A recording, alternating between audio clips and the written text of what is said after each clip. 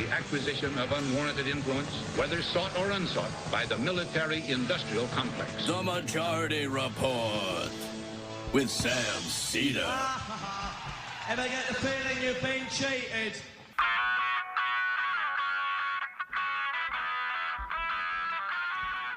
It is Tuesday, May 17th, 2022. My name is Sam Seder. This is the five-time award-winning Majority Report.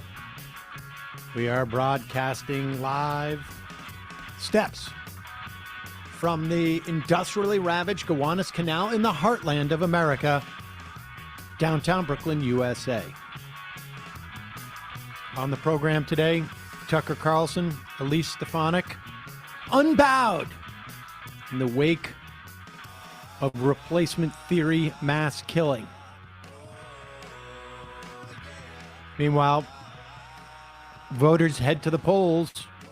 Primary day today, Pennsylvania, Kentucky, North Carolina, Oregon, Idaho.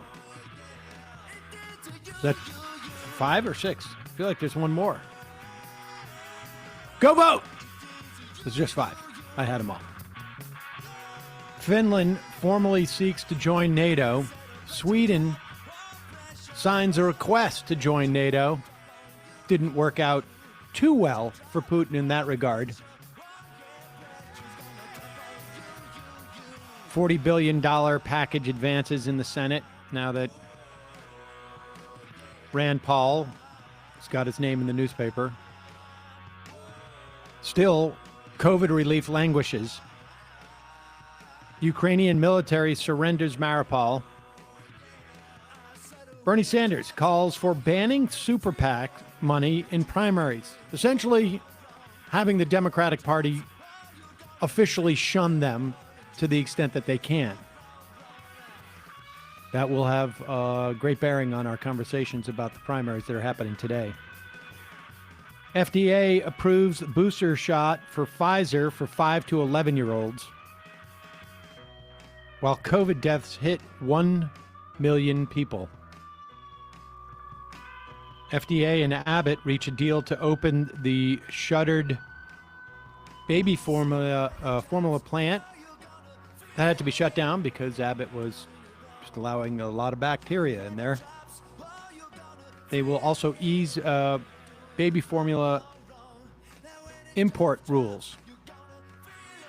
Biden redeploys several hundred troops to Somalia. And the new New York congressional maps are a mess. And some good news. If you're a CEO, your pay package has risen to record levels. So, some good news. Yay! All this and more on today's program. Ladies and gentlemen, welcome. It is Tuesday, not Monday. Yesterday was Monday. We were off because we were all coming back from Boston. And here with me today, as always, Emma Vigeland. It's Newsday Tuesday. That's right. That's right. Yeah. You were right on top of that. Oh, yeah. I know. I'm a little bit more partial to that than Hump Day these days. Well, there you go. My new favorite child. Well, you don't have to decide between them because they inevitably show up every week. Both Newsday Tuesday and Election Day Tuesday as well. Yes, we should say, programming note, we're going to be doing live coverage tonight of the primary results starting at about 6:50 p.m. Eastern. We're going to be talking to Dave Weigel. Are we going to be talking to Bobby Bigwell? Okay, we'll see about that. And we will be doing some coverage of the primaries tonight, so join us then. Same way that you join us today. We're back from Boston. Just a couple of words about the show. It was amazing. It was great. It really actually was a tremendous amount of fun. We'll talk more about it in the fun half. But I want to thank everybody who came out. And I guess I can announce who our special guest was. It was Al Franken. It was. He was excellent. Al Franken was great. He happened to have been in town. Somebody guessed it, one IMer, and somebody on Twitter had guessed it a while back. I didn't want to say anything because you almost ruined it. And You almost ruined everything. you almost ruined everything. And we owe you $20. Well, I don't owe them $20. I didn't take the betting challenge, but I think they wanted to make They sure wanted- that they mark. But in the future, if we ever say special guest and you think you've guessed it, tweet at us. Don't tweet at the special guest, because that makes the special guest nervous. They're like, wait a second, I thought I was a special guest, because he was doing a show the night before, Right. and you don't want to cut into your ticket sales. If you're going to do the show the next day. Yeah. Now, to be honest with you, I went to his show. It was great. He did stand up. It was great. And the audience, though, was much older than ours. Much older. Our audience was young and sprightly. Yeah. I mean, this sounds counterintuitive because I'm so old, but our audience, I mean, I would say something like 75% of our audience is younger, is significantly younger than me. At I would least say so, 75%. yeah. I'm just going off the YouTube analytics.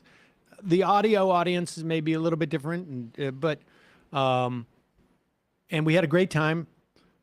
Ted Leo and the band Combat Zone.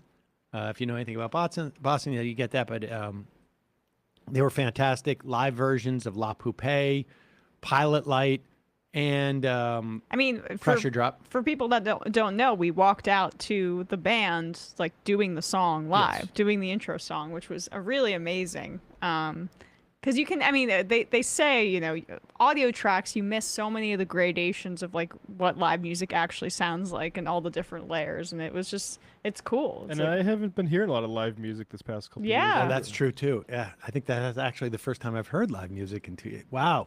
wait, now that I think about it, yes. Right. Maybe that was part. I mean, I was so excited. That's why it was so exciting. Yeah. And Natalie Scher was great. She had a great piece recently in the New Republic about the electoral implications of where we're at this point with Roe v. Wade. Not necessarily the most cheerful of pieces. And we had two activists from Extinction Rebellion up in Boston, which was really inspiring for folks. And we also, I did a debate with a right-winger who I think some people in this audience are familiar with. Hope he's okay. Well, that was one of the unfortunate things that happened at the end. Maybe we shouldn't talk about that. Yeah, I think we our- might release the video of that. But we are editing the show as it is now. We had a nice shooter, and we're editing the show, and we will. We're going to release that, I think, for members soon. When we do that, I will let you know. So you may want to become a member at jointhemajority.report.com right now to check all of that out. Ultimately, we'll probably cut it up and put out some of the videos. But to get the full feel of the show, you're going to want to become a member, jointhemajority.report.com. All right, let's go right into this horrible tragedy up in Buffalo. I mean, we've had mass killings now, and they have been, COVID seems to have at least slowed the roll a little bit, but I think things are probably going to start ramping up again and maybe even be worse. And this was not just a random mass killing. This was a hate crime. This was specifically where you had a white 18-year-old. We know the exact Yes. age. He's been identified. He's in custody. Targeting black people, and because they're black, and because this guy felt like he got this crazy idea. One wonders where he would have got it, that there is a plan afoot to replace all the white people in this country. Here is the former Buffalo Fire Commissioner, Garnell Whitfield Jr. But we're not just hurting, we're angry. We're mad. This shouldn't have happened. No, it shouldn't. We do our best to be good citizens, to be good people. We believe in God. We trust Him. We treat people with decency. And we love even our enemies. And you expect us to keep doing this over and over and over again. Over again. Forgive and forget. While the people we elect and trust in offices around this country do their best not to protect us, not to consider us equal, not to love us back. What are we supposed to do? I don't have any answers as to that question, rhetorical or not rhetorical question. And his mother Ruth was killed in the shooting. Commissioner Whitfield. There were a lot of Twitter threads on the victims and how involved they were in their community and all of the amazing things that they did in the community. So he was explicitly committed to the Great Replacement theory concept in his over, I think, 180-page manifesto, cited it regularly. And Talia... It opens with talking about how white people need to get their birth rates up. So classic. Classic, right. The Talia Levin has this excellent piece in Rolling Stone that I'd encourage everybody to read, just about the Great Replacement theory. And you might be familiar with it just, listening to the show, but the shooter in Pittsburgh was radicalized by Great Replacement theory. The shooter in El Paso was radicalized by it. And it's basically the concept that the globalists, which is what mainstream Republicans will call it, or the elites, which is what, someone like Tucker Carlson will call it, it's a stand-in for Jewish people, are manufacturing this replacement of white people in the country, and this demographic shift that you're experiencing, it's not an organic or natural shift or just a change that's happening because changes happen. It's a sinister plot that's being put together by the elites, which basically just means the Jews. He, according to the Buffalo News, he stated in his manifesto that his goals are to kill as many blacks as possible, avoid dying, and spread ideals. He explains that he targeted the 14208 zip code because it's the area code closest to his home in Conklin, near Binghamton, that has the highest proportion of black residents. He wanted to stay in New York because with its strict gun laws, he was less likely to encounter someone who could use a high-powered weapon to slow or stop his attack. He also was wearing body armor and tactical gear, brought himself a medical kit. He wanted to find a busy store in a targeted neighborhood, so he chose 4 p.m. on a Friday. But in his manifesto, but he ended up going at 2:30 on a Saturday, so it's unclear if he got sort of thwarted the first time. There it is. And look, in my mind, everybody who does something like this is mentally and emotionally unstable. Mm-hmm. But it really is about the level of ideology that is articulated and the specificity of that ideology. And also, let's be clear. There's also a specific type of person, ideologically speaking, in this country who is very comfortable gearing up with body armor and having such weapons fetishization. And, this is not there is a culture around all of this. Yes. The buffiness. I'm not even talking about the ideology. I'm talking Okay. about like the weaponry and the buffiness, because this is not a situation where like some guy gets mad and grabs a knife and goes. This is a mass assault with an attempt to create. I mean, this is definitionally terrorism. There's a lot of times where I think like the word terrorism gets used inappropriately. It ends up being a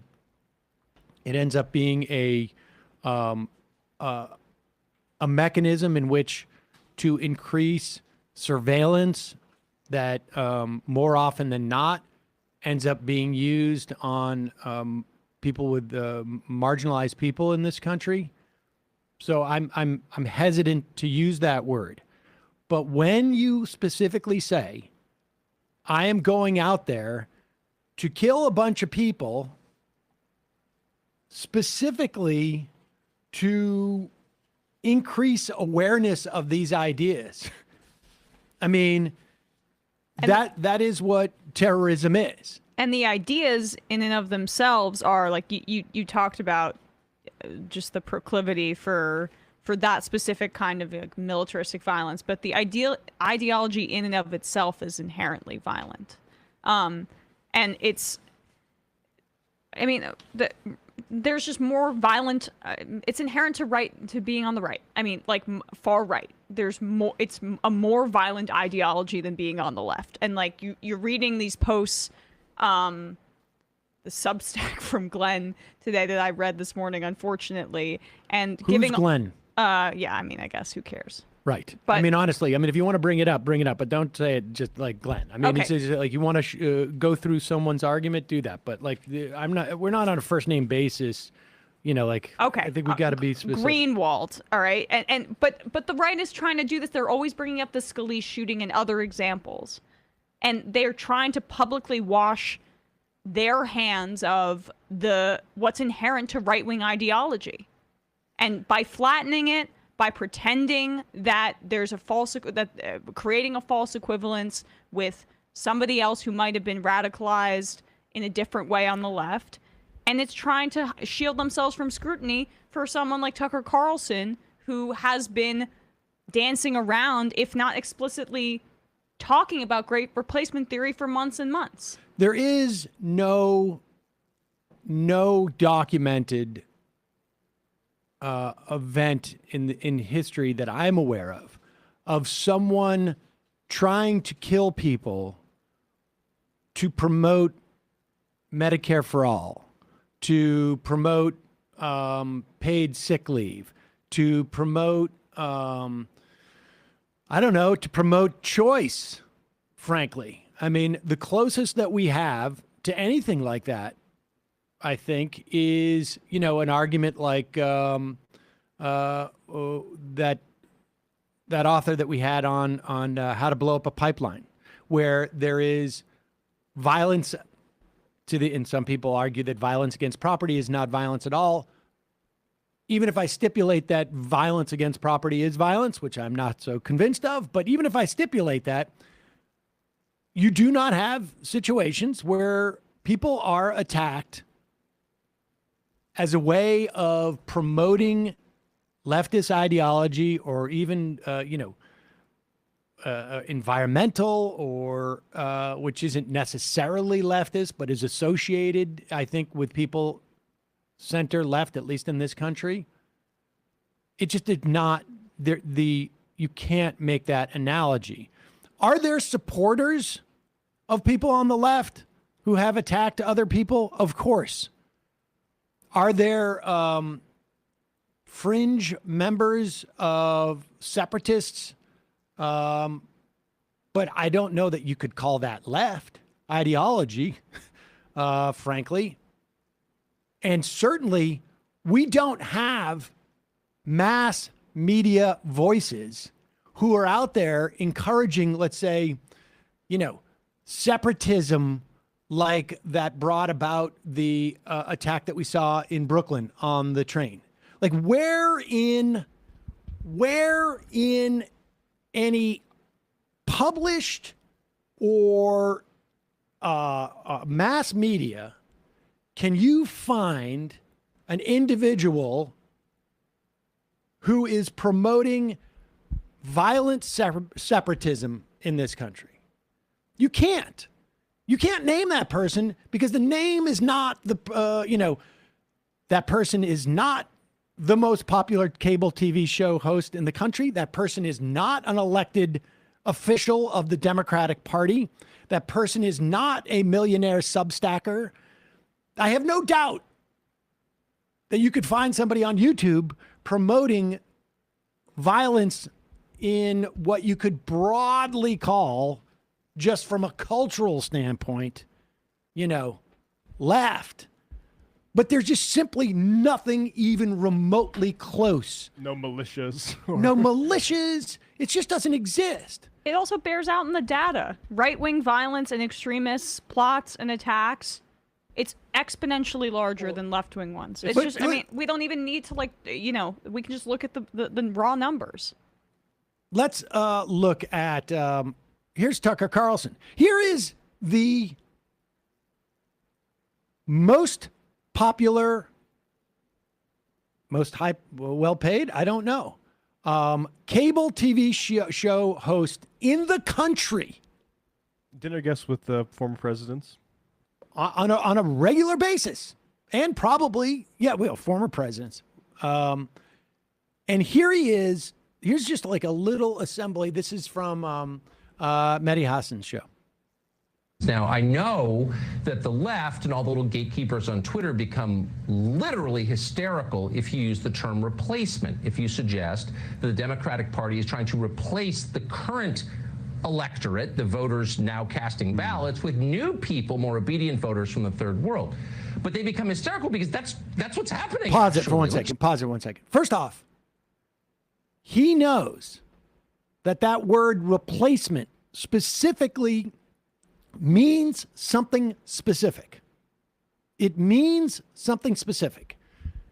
Whether you are a member of a church or whether you are a member of an organization, there are words that are used amongst people that mean something slightly different than what it means when we use it in the vernacular. And when he says replacement, he knows, absolutely knows that he is speaking to white supremacists there. On top of which, what he's saying is also a lie, just even from a vernacular standpoint. Yeah. Continue. That's what's happening, actually. Let's just say it. That's true. Let's say that again for emphasis, because it is the secret to the entire immigration debate. Demographic change is the key to the Democratic Party's political ambitions. In other words, you're being replaced and there's nothing you can do about it. So shut up. I mean, they're trying to change the population of the United States. And they hate it when you say that because it's true. Our country's being invaded by the rest of the world. Let me just state unequivocally, the country's being stolen from American citizens as we watch. In political terms, this policy is called the Great Replacement, the replacement of legacy Americans with more obedient people from faraway countries. Legacy Americans? That is not a concept that we have ever talked about in this country. We've talked about Native Americans in terms of indigenous people, but we've never talked about legacy Americans. These are all white supremacist terminology. When you say the country's being stolen from you, there is no way to justify that. No way, even from the perspective of a white supremacist, because the country's not being stolen. You may be on the wrong end of a political argument as to how many immigrants we allow in the country, but there's no stealing. But they say stealing because they're trying to make it a larger malevolent force that's orchestrating this. Well, listen, if you're being robbed and you're being invaded, how do you respond if you're even a rational person? We're being invaded. We're being robbed. Castle doctrine. I mean, We know what this means. I was just really quickly reminded of this quote from this former white nationalist who said, "It's really, really alarming that my family watches Tucker Carlson's show once and then watches it on the replay because they feel that he is making the white nationalist talking points better than they have, and they're trying to get some tips on how to advance it." This is a quote from a former white nationalist from 2 years ago in 2019. But that's exactly what it is. So when he says replace, he knows exactly what he's evoking. He literally had to fire a fascist from his writing staff. Right. Because that guy was posting on those boards and saying, "Hey, guys, I got this in tonight. This is getting on. So proud of myself. I'm so proud of myself." Here is clip number 3. This is Tucker Carlson addressing the Buffalo shooting, which, look, he doesn't care. He doesn't care. I mean, he is got one mission, and that is how to increase his ratings. And the way that Fox actually became successful after like a decade of being run at an operating deficit. People forget that Murdoch poured a tremendous amount of money into Fox News for over an extended period of time. But the commercial pitch to Fox was, we are an alternative to the liberal media. This was going on in the late 90s, even but it took a while for the conservative movement to create that sort of like sense of aggrievement around the media. And it was partly driven by talk radio. They wanted to claim that they were, the only outlet for this because you're being denied a hearing on the, CBS or NBC. There was no MSNBC at this time, or to the extent that it was Scarborough and Tucker Carlson, to be clear, and Pat Buchanan. There was never any liberal media even remotely close to Fox. And Tucker's doing the same thing. He is going to an underserved community, one that doesn't have an outlet on mass media, that is white supremacists, Klansfolk, racists, been waiting to be spoken for, soon to be white supremacists, racist, vaguely racist, just in any way aggrieved. And so he knows exactly what he's doing. So it's interesting to see how he tries to, wiggle out of this. And of course, it is to blame it on the Democrats. What sort of person uses mass murder as an excuse to give a campaign speech or seize more political power? We'll find out tomorrow. Pause Joe it. Biden Pause travels it. to the... Well, I'm old enough to remember 9/11. And I'm old enough to remember that's exactly what George Bush did, and that's what the Republican Party did. And I'm old enough to remember that Tucker Carlson, was cheering this on CNN. The first argument to any sort of mass killing is like, why are you recognizing that it happened? Right, exactly. Why are you even questioning the underpinnings of this existing? Why aren't you just, I don't know, treating the dead? Writing it off as a lone wolf and moving on. Joe Biden travels to the scene of this atrocity in Buffalo to speak to the country. We haven't seen an advanced copy of his remarks, but we can guess what we will hear. Biden's approval rating appears to be the lowest ever recorded for a president this century, lower than Donald Trump's. That is a disaster for his party. The Democratic Party will suffer for this in this fall's elections. Biden still has time to change course and fix it. He could try to improve the lives of voters who are dissatisfied with him. That is entirely possible. That's what politicians typically do when they're down. They listen to the people who might reelect them. But Biden doesn't plan to do that, and we know for a fact because Politico just reported it. Instead, Biden has decided to attack people who disapprove. According to Politico, quote, Biden has taken to telling his aides that he no longer recognizes the GOP, which he now views as an existential threat to the nation's democracy, end quote. People who disagree with Joe Biden, according to Joe Biden, are now a, quote, existential threat to the nation, like al-Qaeda or climate change. a threat that by definition is so profound we must declare war upon it if we're to survive. Now, keep in mind, this threat that Biden is referring to is you. He's talking about his fellow Americans. No president has ever spoken like this, ever. Joe Biden does it regularly, and he's certain to do it again tomorrow. But most painful and destructive of all, Biden is likely to use racial wounds in order to make his point. There is no behavior worse than this. All race politics just is to be, bad. a couple of things that we just should note here. First of all, Donald Trump said, so many things publicly about Democrats. And frankly, I don't care. Why would any Jews vote for Democrats now? Yeah. I just, I don't know. There's so much. And the unseemliness of using tragedies. Trump had an entire government agency about crimes committed by immigrants. Yes, it's absurd. But also, there's no worse thing that one can do than to exploit these. What about the actual racist shooting that took place? That's not worse. That seems like that would be worse. There's no worse thing you can do than address that type of racial hatred geared towards people. And the idea that he's talking about you, well, are those people the insurrectionists? Are those people? We know all the audio of what the Republicans said the day after January 6th. We know what the leadership was saying. We literally have audio of it. And they all have reversed themselves. We know that in states like Michigan, North Carolina, and Pennsylvania, the Republican Party is trying to get election officials in who specifically have already committed to overturning election results. This is low-hanging fruit.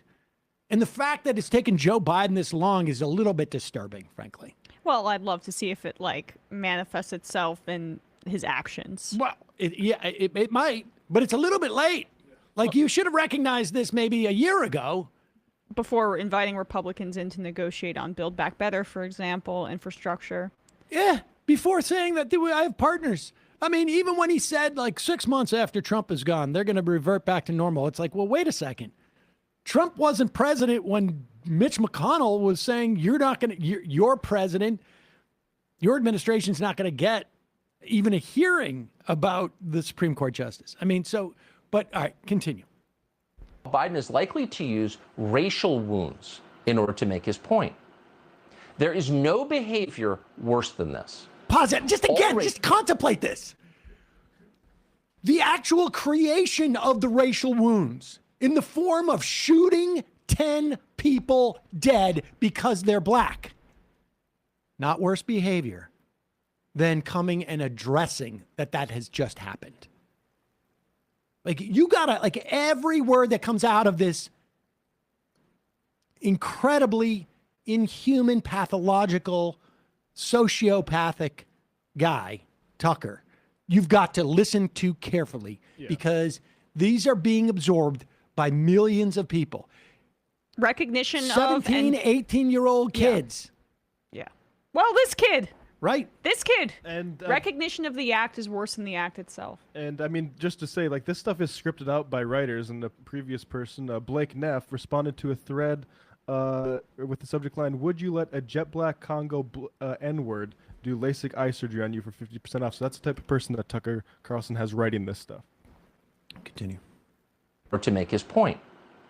There is no behavior worse than this.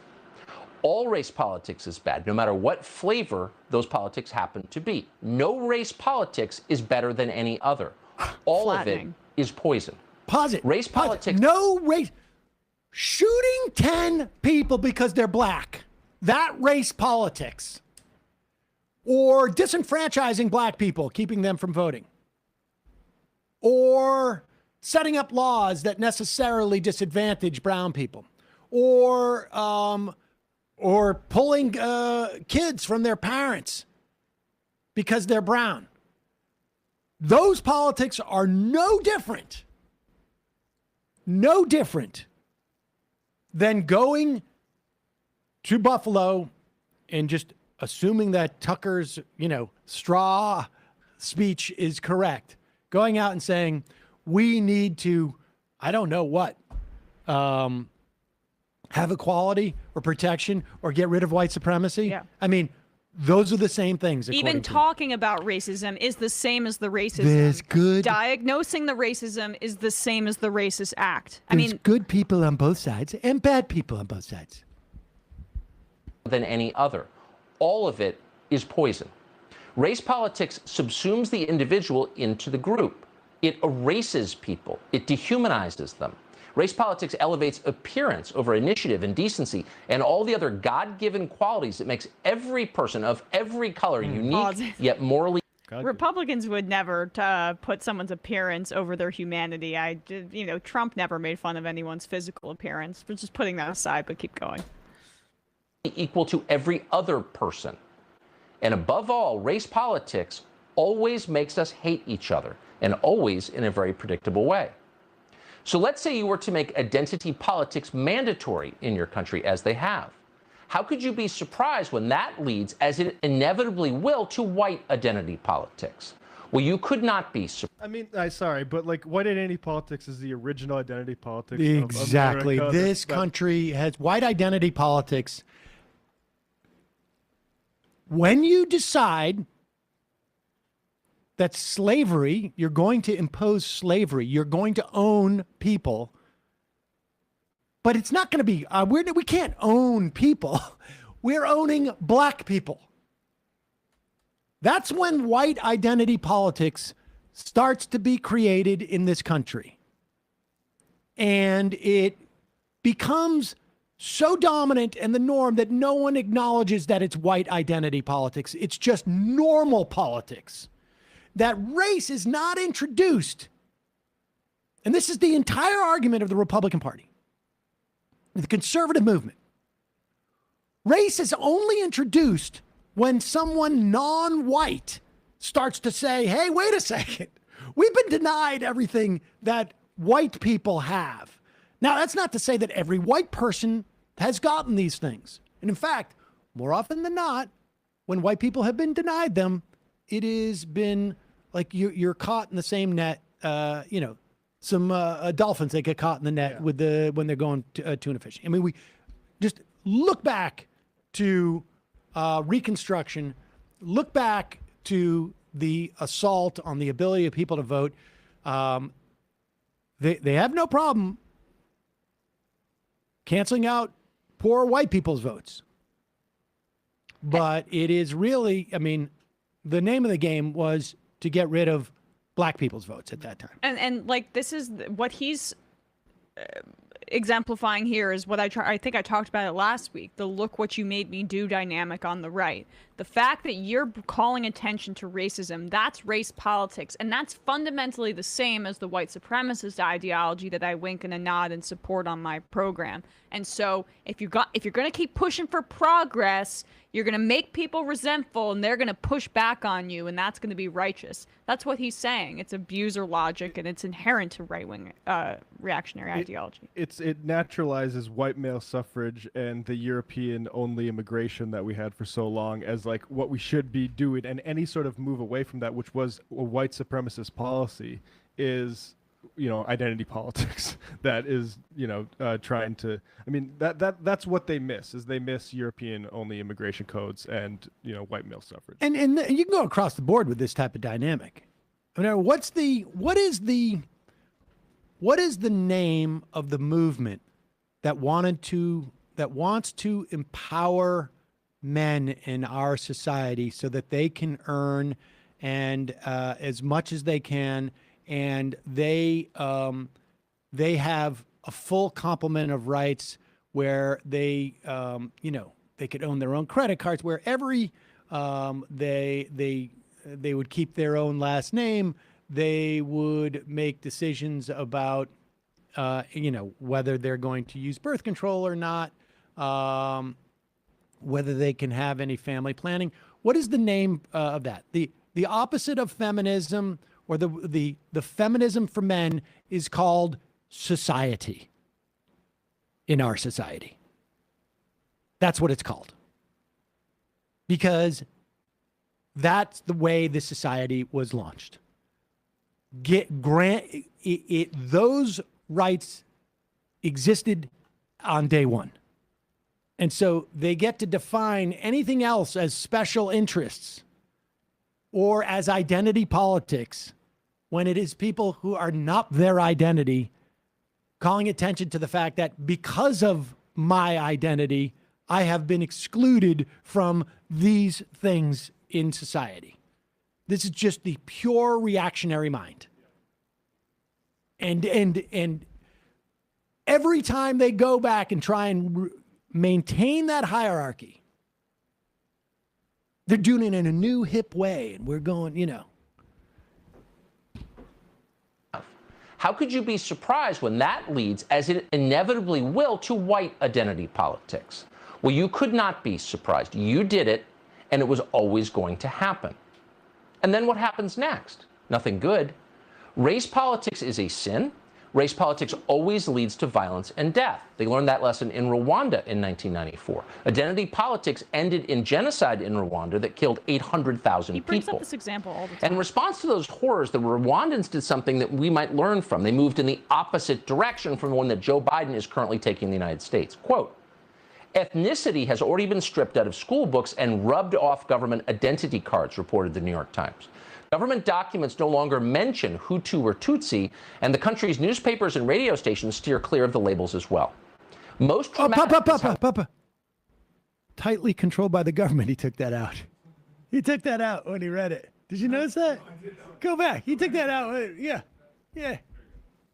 Ethnicity has already been stripped out of school books and rubbed off government identity cards, reported the New York Times.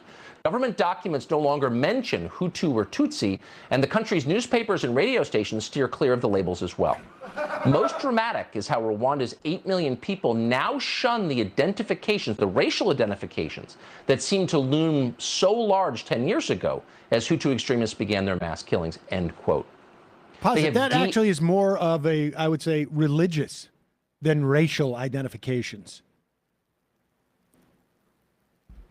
A colorblind meritocracy, he writes. Tribal configurations more than racial ones.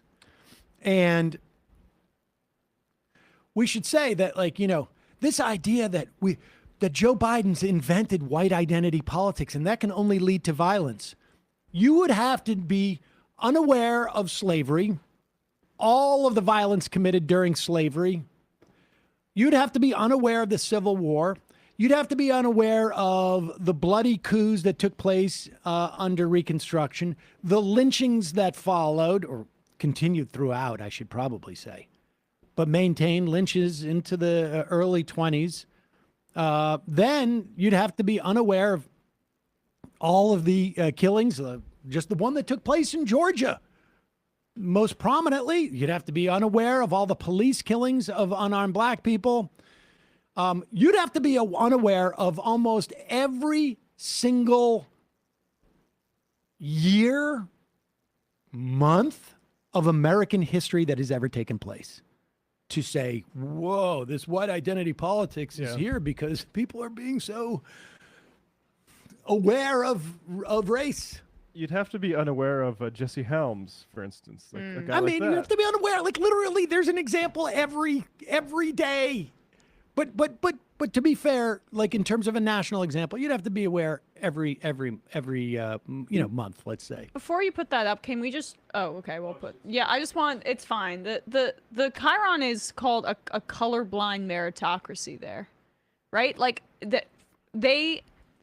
This is the way that all reactionary right wingers sell their ideology to society. Is they pretend like that they are the ones that are the apolitical, colorblind, rational ones, as opposed to the radical people calling for the rights of those other folks. And he literally said in that segment, you did it. You did it. Did you hear that? Did you catch him say that? He's blaming anybody that's calling for equality and for improvement of people's rights. He's blaming them. And it's victim blaming, but to the max. You can put that up now. I don't have a big enough one, but in his yearbook he said he's a member of the Jesse Helms Society. So I think Tucker's aware of white identity politics. Emphasized race in Rwanda, intentionally and systematically. Rwandan citizens are citizens first, members of racial or tribal groups second, or not at all. Result? There have been no more genocides in Rwanda. And that could easily be the path forward for this country, too. There was only one answer to rising racial tension, and that's to de-escalate and do what we have done and tried to do for hundreds of years, which is work toward colorblind meritocracy and treat people as human beings created by God, rather than as faceless members of interest groups that might benefit some political party or other. We have a moral duty to do this because all people have equal moral value, no matter what they look like. All lives matter, period. That's not the determination of the U.S. government, that's the determination of God, and it's true. And most Americans already believe it. They would like to see a return to the American way of life, and the American way of life is meritocracy. Judge me by what I do, not by how I look, by the content of my... What day in this country's history was that an example of the American way of life? Where meritocracy, this motherfucker, he got every single thing he got from the first Swiss boarding school he went to the next boarding school he went to in Newport, Rhode Island, to his girlfriend's dad who got him into Trinity, and his parents who gave the topped out and the top tier of money given to Trinity, to his connections via his dad, who was a Republican operative. This guy got it not based on merit. What day, but putting him aside, what day as a system in this country has American life been a meritocracy? What day? He was literally a few weeks ago calling for the LSAT scores of Ketanji Brown Jackson, and claiming that her nomination to the court was like, I don't know, somehow a violation of that meritocracy, as he has the background that Sam describes. And also has the other Supreme Court justices to compare to. But what day in this country's history? You tell me what day in this country's history there was a meritocracy where race or money of the individual or the family did not implicate the success of an individual in this country. What day? Give me one day. This mythical American life, return to American way of life. It helps great replacement because then it naturalizes our racial hierarchy. That's what it is. Well, you're right, exactly. It looks like any sort of like a wage or race or gender gap, and it says, well, we have a meritocracy, and we did all that stuff for your civil rights way back, in the olden days. So now it's up to you, and it's clearly a inborn sort of limitation on you. So Yep. yeah, exactly. It's And the other Charles thing Murray. he does is when he mentioned this Rwanda example, it's a little bit of a domestic genocide denial by keep going there, because I mean, I know he likes it as like a recent historical thing, but he acts like you have to go to Africa to get some kind of genocide, and maybe a genocide could happen here if we go down this wrong path of wokeness. It's like, we're surrounded by genocide in this country. Yep. Character, not the color of my skin. We have a monument on the mall to this. And yet suddenly, every voice in power is leading us in the opposite direction. And what's the terminus of that journey? It's destruction. Everybody knows this. Only our leaders stand in the way of fixing a problem that is growing worse by the day. There you go. And what is the problem again? On the day after 10 people have been shot because they're black, explicitly shot because they're black, what is the problem? Our leaders are talking about, addressing it. It's just going to make it worse. Addressing it is going to make it worse.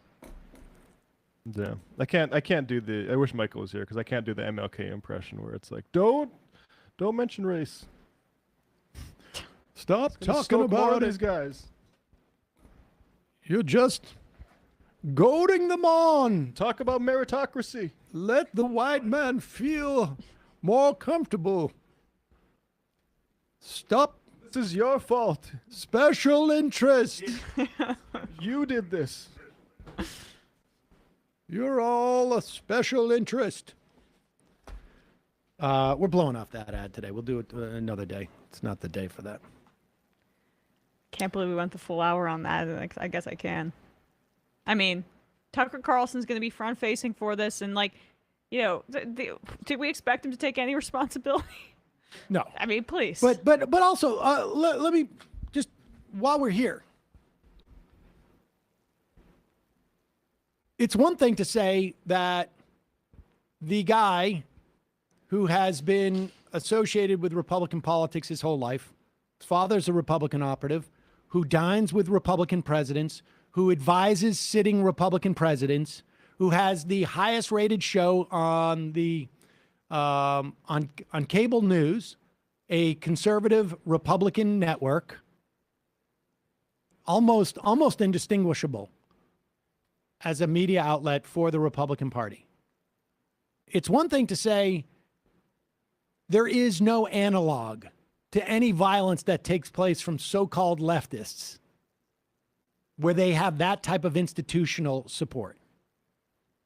But he's, again, it's not like he's a Republican elected official. It's not like he's Steve Scalise, who is the number 2 Republican who once walked into a room and said, I'm David Duke without the luggage or baggage.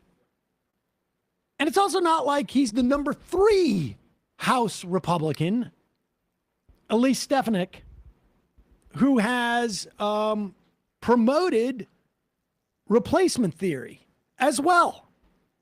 Well, we got to be fair to her, right? She must have an explanation for it. Maybe she didn't mean to explicitly promote replacement theory, although radical Democrats are planning their most aggressive move yet, a permanent election insurrection.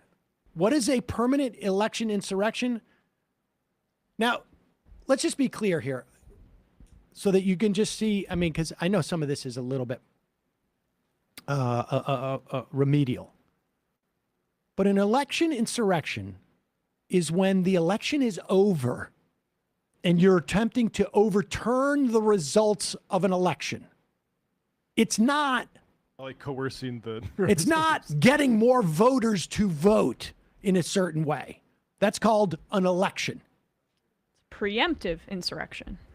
Their plan, grant amnesty to 11 million illegal immigrants. Also, you should know, the greatest one-time amnesty that was ever granted in this country's history was done by Ronald Reagan. Until Donald Trump, the most popular Republican president amongst Republicans in the history of the country. Just to say, even the theory that granting amnesty would necessarily be something that was contrary to the interests of Republican Party or Democratic Party over Republicans. Now, putting that aside, there is, sadly, in my estimation, no plans whatsoever to grant 11 million people amnesty. So that's also a lie. But even if it wasn't, continue. Oh, I'm sorry. Grant amnesty to 11 million illegal immigrants will overthrow our current electorate. Now, what is it like? These words are not, they are misusing these words. There is no way when you talk about adding immigrants into this country that you're overthrowing an electorate. You can't overthrow an electorate. That word does not make sense in that sentence. It is a conscious attempt to mimic the construction of the idea of the great replacement theory. That's what it is. That it is a conscious attempt to do that. Overthrow our current electorate. In other words, replace our current electorate and create a permanent liberal majority in Washington. She is saying this is the great replacement theory. And she is the number 3 Republican in the Republican Party in terms of elected leaders, at least in the House. And then we should also add, just 4 days ago, just to give you a sense of like what the sort of like where we're at with the Republican Party. And that quest for a strong, sensible Republican Party of yesteryear. Right. And she was the great white hope, too, for that, right? When she first came in. That was like her whole thing. Wasn't she anti-Trump? Oh, yeah. She was like a moderate, like problem solver-ish person initially. Yeah. Well, to be fair, that was almost 4 whole years ago. And with adults, anything could happen over the course of 4 years. My 9-year-old son is similar to where he was when he was 5 than when she was 4 years ago. The White House, she tweets, House Dems and usual pedo grifters are so out of touch with the American people, then rather than present any plan or urgency to address the nationwide baby formula crisis, they doubled down on sending pallets of formula to the southern border. Joe Biden has no plan. The White House, House Democrats, and usual pedo grifters. Now, they're out of touch with Americans. They don't present any plan. So we know that these pedo grifters are supposed to present a plan and have urgency to address the nationwide baby formula crisis.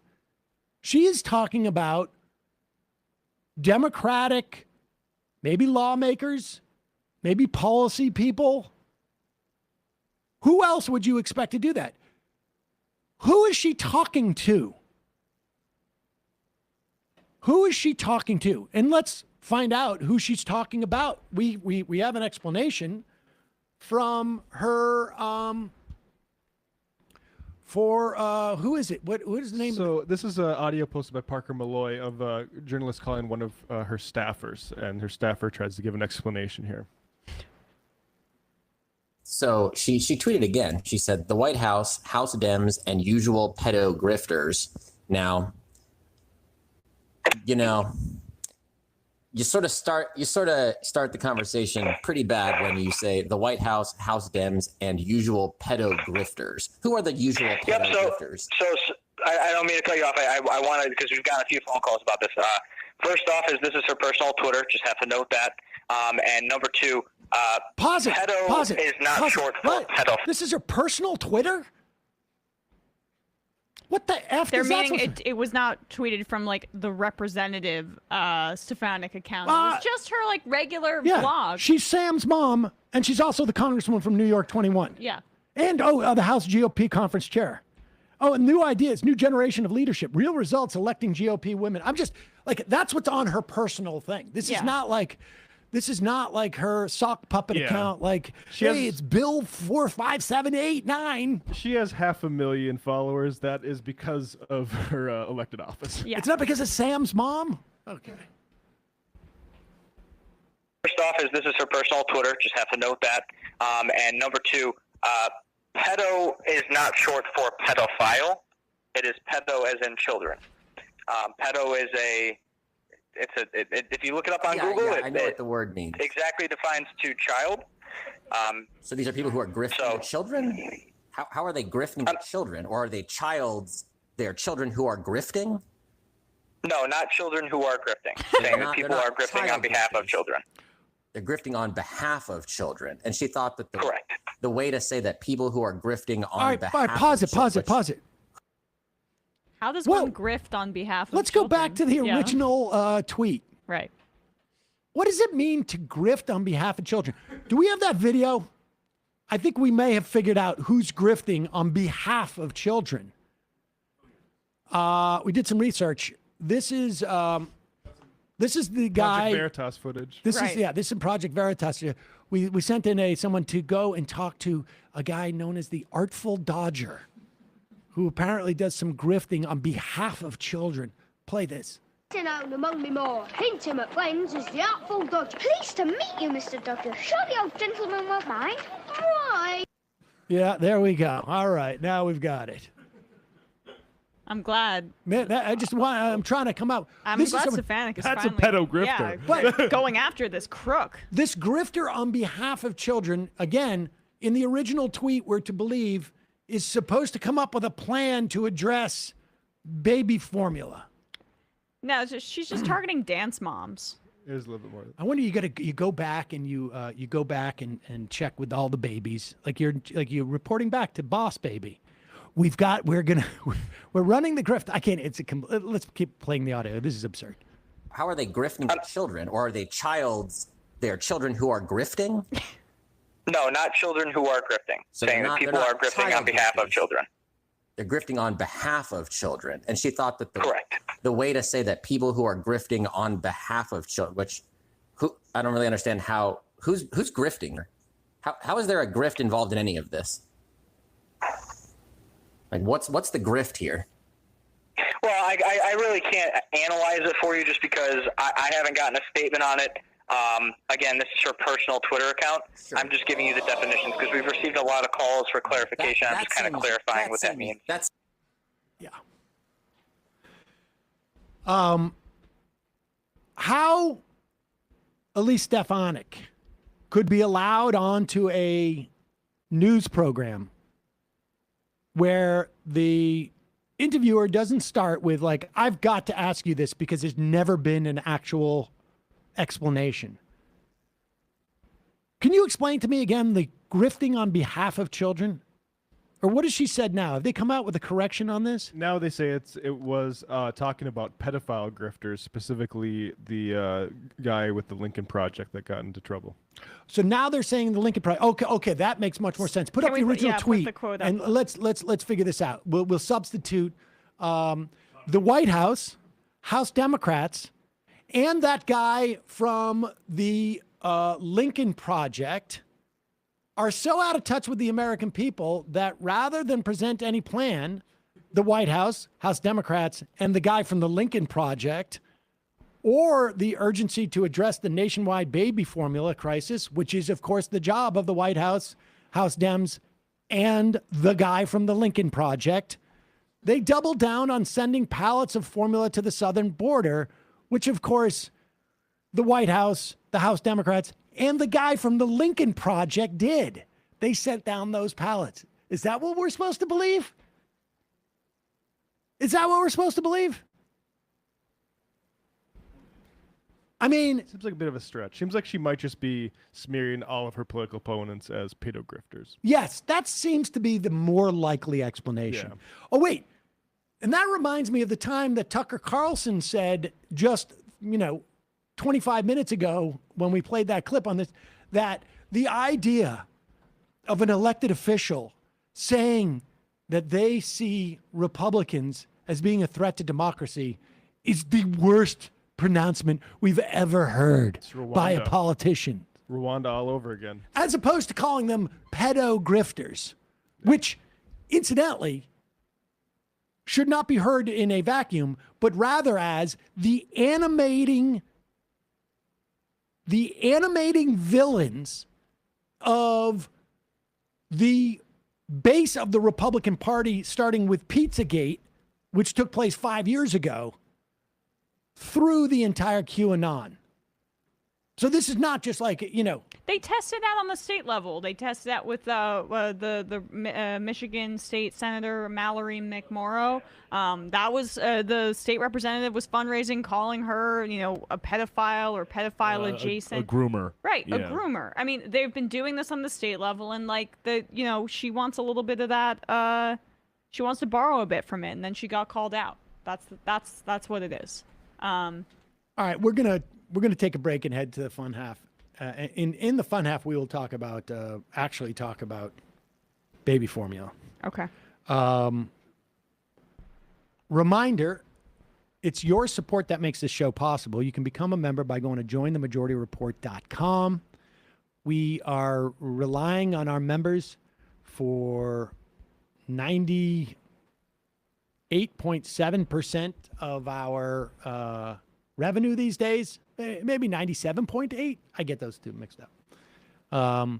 But your support makes this show possible. Also, we're going to have the live show, and we're going to give it to members first. Maybe the only way that you can consume it as a full show. Not sure yet. We're still in the midst of high-level negotiations with all the pedo grifters that we have to that are in charge of this. You mean the guy from the Lincoln Project? Ones that are working on behalf of children. The ones that are working on behalf of children. The Artful Dodger. I've got to go. I've got to contact him. I think he's probably passed away by now, that dude. It could also be in reverse. Grifters who are grifting off children for their own profiles, like Mama June. You don't know who that is. Mama June? I don't know who that is. It's Honey Boo Boo's mom. Oh, yeah. See, I'm pulling out the old reality TV references. And we'll talk a little bit about the live show. It was really fun as well. We still have more to talk about that. Matt, what's happening on the Matt Leckian Media universe? Oh, yeah. Go check out the think tank, patreon.com/leftreckoning, when David and I did our May think tank, in which we talked about, among other things, Steven Crowder trying to own this baby formula issue by saying it's all the problem of the government regulating too much, causing monopolies.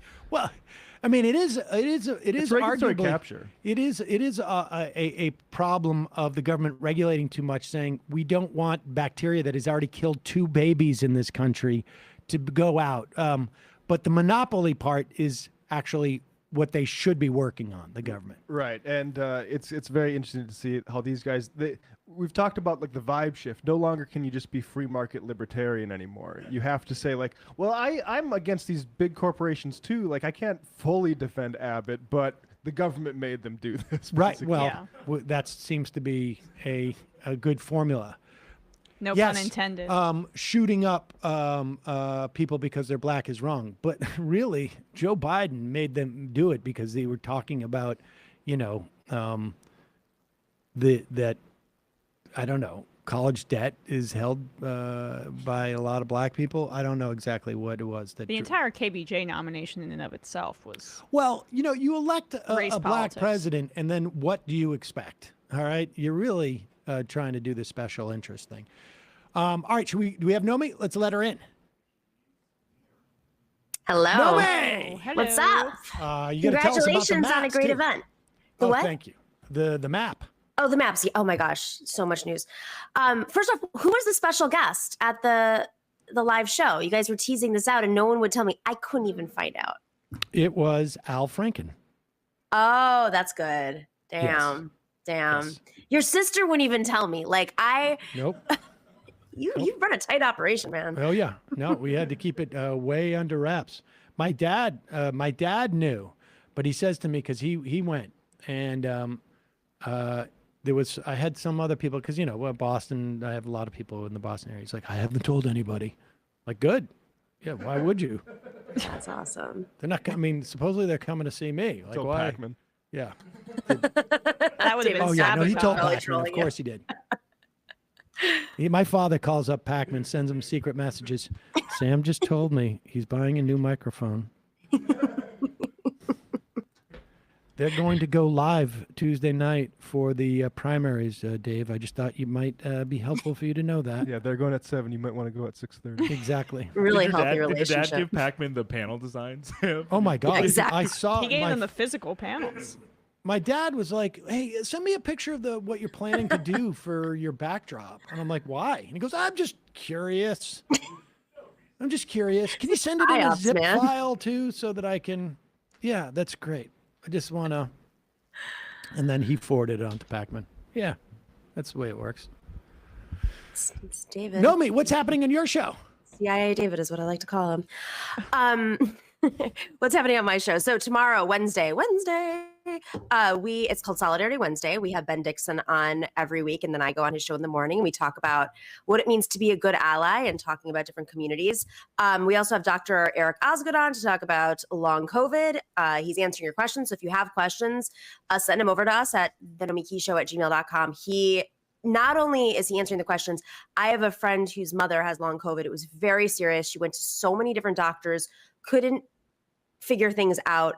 She had a like early onset dementia as a result, and Dr. Osgood has helped her out drastically. So he knows what he's talking about. He's running this program with some other doctors, doing great work.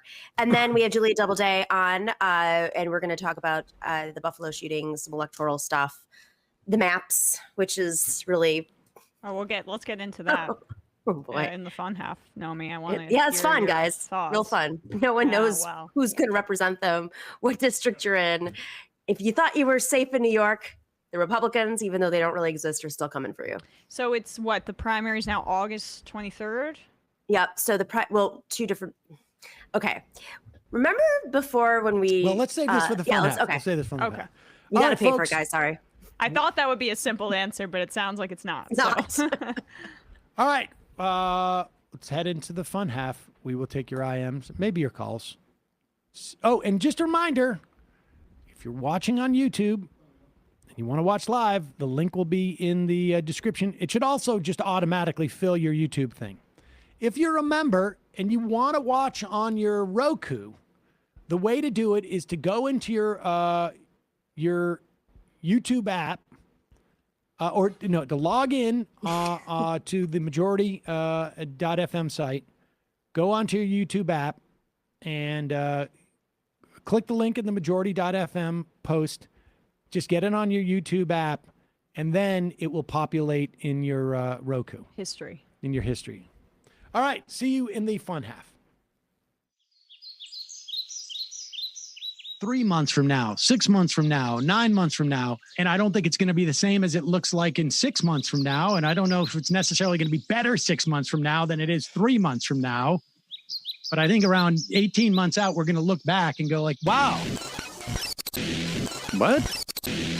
What is that going on? It's nuts. Wait a second. Hold on for a second. Emma, welcome to the program. Hey. Matt. What is up, everyone? Nomi Key. You did it. Let's go, Brandon. Let's go, Brandon. Bradley, you want to say hello? Sorry to disappoint everyone. I'm just a random guy. It's all the boys today. Fundamentally false. No, I'm sorry. Stop talking for a second and let me finish. Where is this coming from, dude? But dude, you want to smoke this 7A? Yes. Hi, me? This me? Yes. Is this me? Is it me? It is you. Is this me? Hello, is this me? I think it is you. Who is you? Oh, no sound. Every single freaking day. What's on your mind? Sports. We can discuss free markets and we can discuss capitalism. I'm gonna go start watching. Libertarians. They're so stupid, though. Common sense says, of course. Gobbledygook. We fucking nailed him. So what's 79 plus 21? Challenge Matt. I'm positively quivering. I believe 96, I want to say. 857-210-501. 1/2. 3/8. 9/11, for instance. $3,400, $1,900. 6, 5, 4, $3 trillion sold. It's a zero-sum game. Actually, you're making me think less of it. But let me say this. Poop. You can call it satire. Sam goes to satire. On top of it all, my favorite part about you is just like every day, all day, like everything you do. Without a doubt. Hey, buddy, we see you. All right, folks. It's just the week being weeded out, obviously. Yeah, sun's out, guns out. I don't know. But you should know. People just don't like to entertain ideas anymore. I have a question. Who cares? Our chat is enabled, folks. I love it. I do love that. Look, gotta jump. Gotta be quick. I gotta jump. I'm losing it, bro. 2 o'clock. We're already late, and the guy's being a dick. So screw him. Sent to a gulag? Outrageous. Like, what is wrong with you? Love you, bye. Love you. Bye-bye.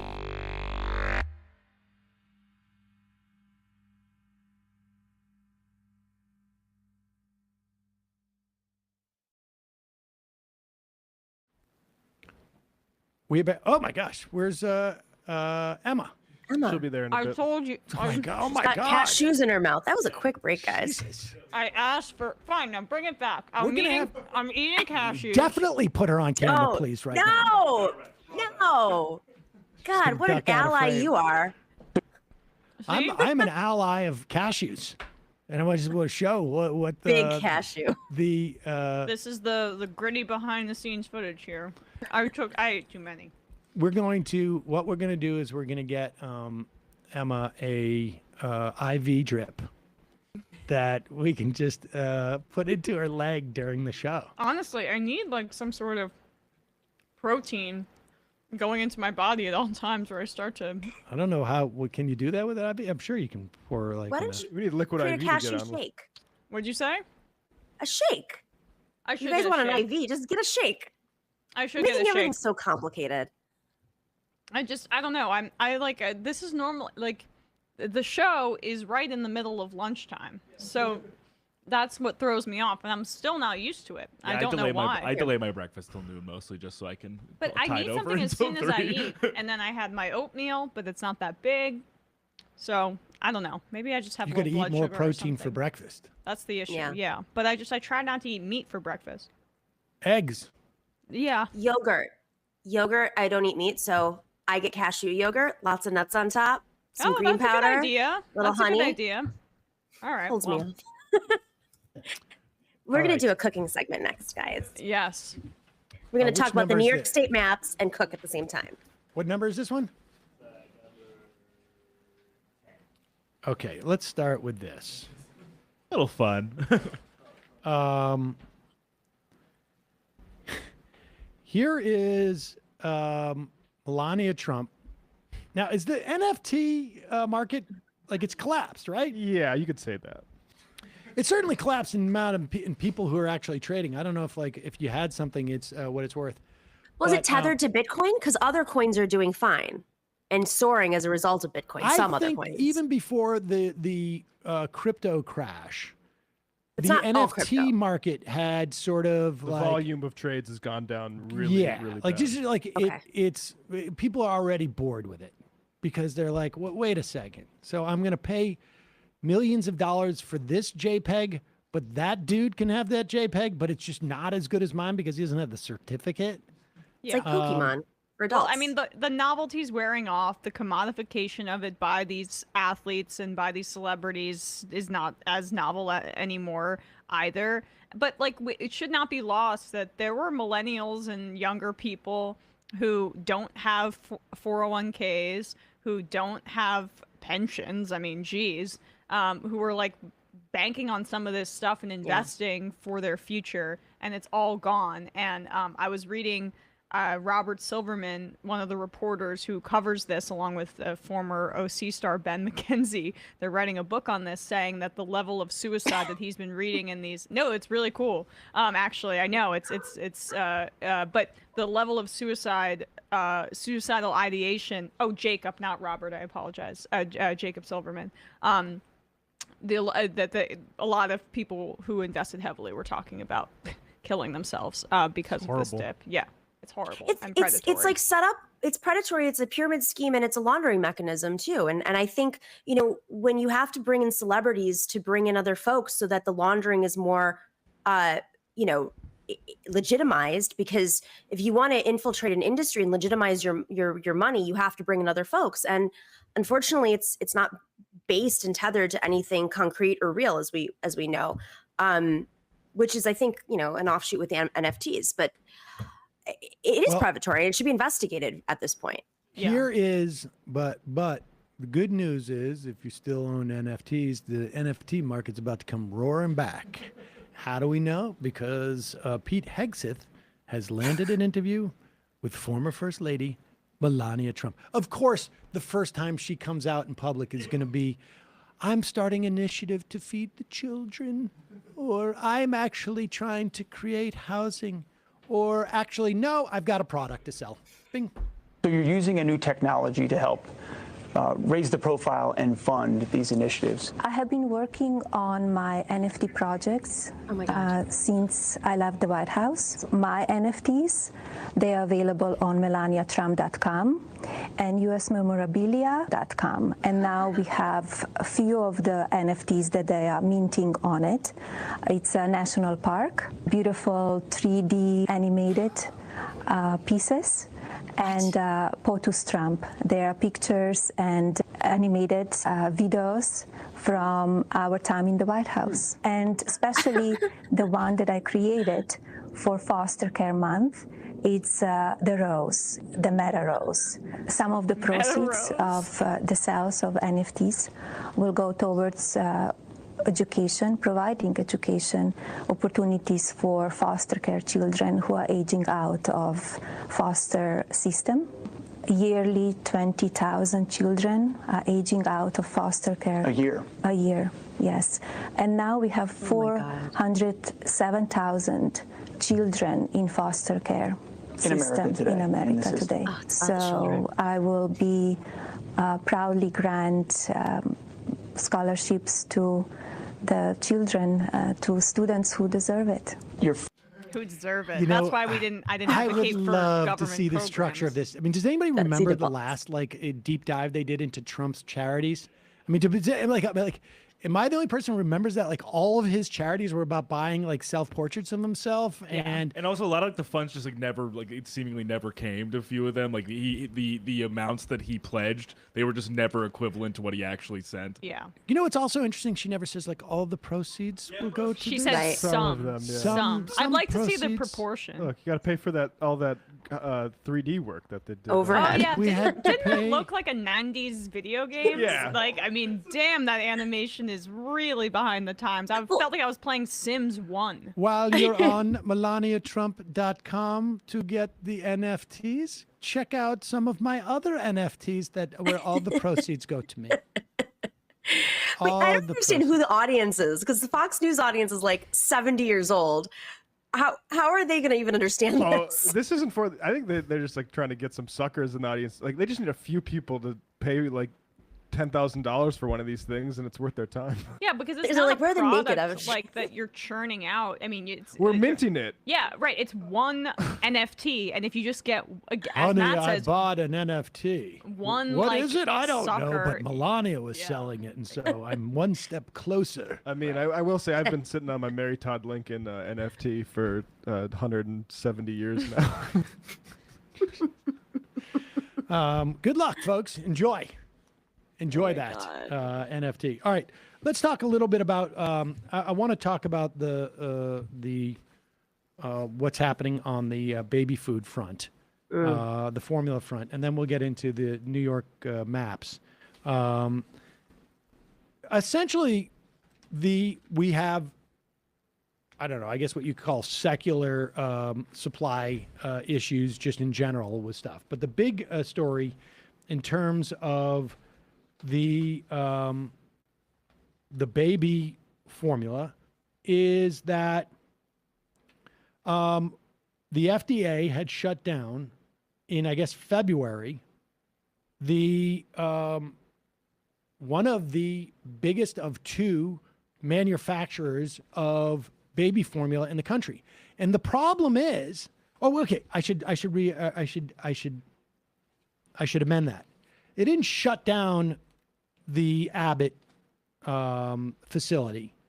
Abbott shut it down as opposed to addressing immediately the problems that the FDA found with the production facility that Abbott was using. 2 babies died from this formula, Similac, I think it is, that Abbott makes. And the FDA not, frankly, regulating this industry enough. There's two major ones. I'm looking for my notes here. And Abbott is one of them. But the problem with Abbott is their business is not just baby formula. They have a bunch of other businesses. And so they don't need to address these problems. They can shut it down. Mm-hmm.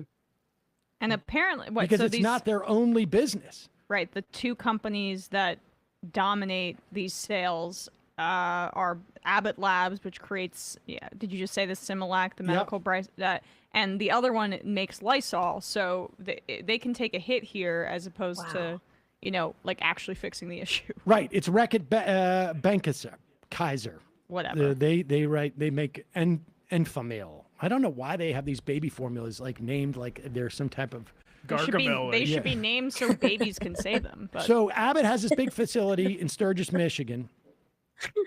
2 babies died. 2 others were sickened by bacteria. Abbott took a large amount of the product off the market and shut the plant. And apparently, the FDA makes it very hard for companies to break in because this is, in many respects, more of a medical product than food. That's good. Mm-hmm. But what they don't do is they make it too easy for them to stay in. Inspections, according to David Dayen, are lax, given the state of the Sturgis plant. Apparently, when regulators showed up there was literally like standing water in the plant and also multiple pockets of some type of bacteria. The other problem is that WIC, which is the Women, Infants, and Children program that supports women and children in food. It has an exclusive deal with Abbott, and the idea is that they get reduced prices for WIC, but it also gives them a lot more shelf space in the supermarkets. Right. And so it gives them a big competitive advantage. And they end up being the monopoly supplier for WIC. And so to the extent that there is a monopoly, it's only in the context of WIC. Which isn't so unusual, though. I mean, there's the alternative is some markets might, it's a government contract, essentially. It's a government contract. The alternative is give the money to, do it on the recipient side.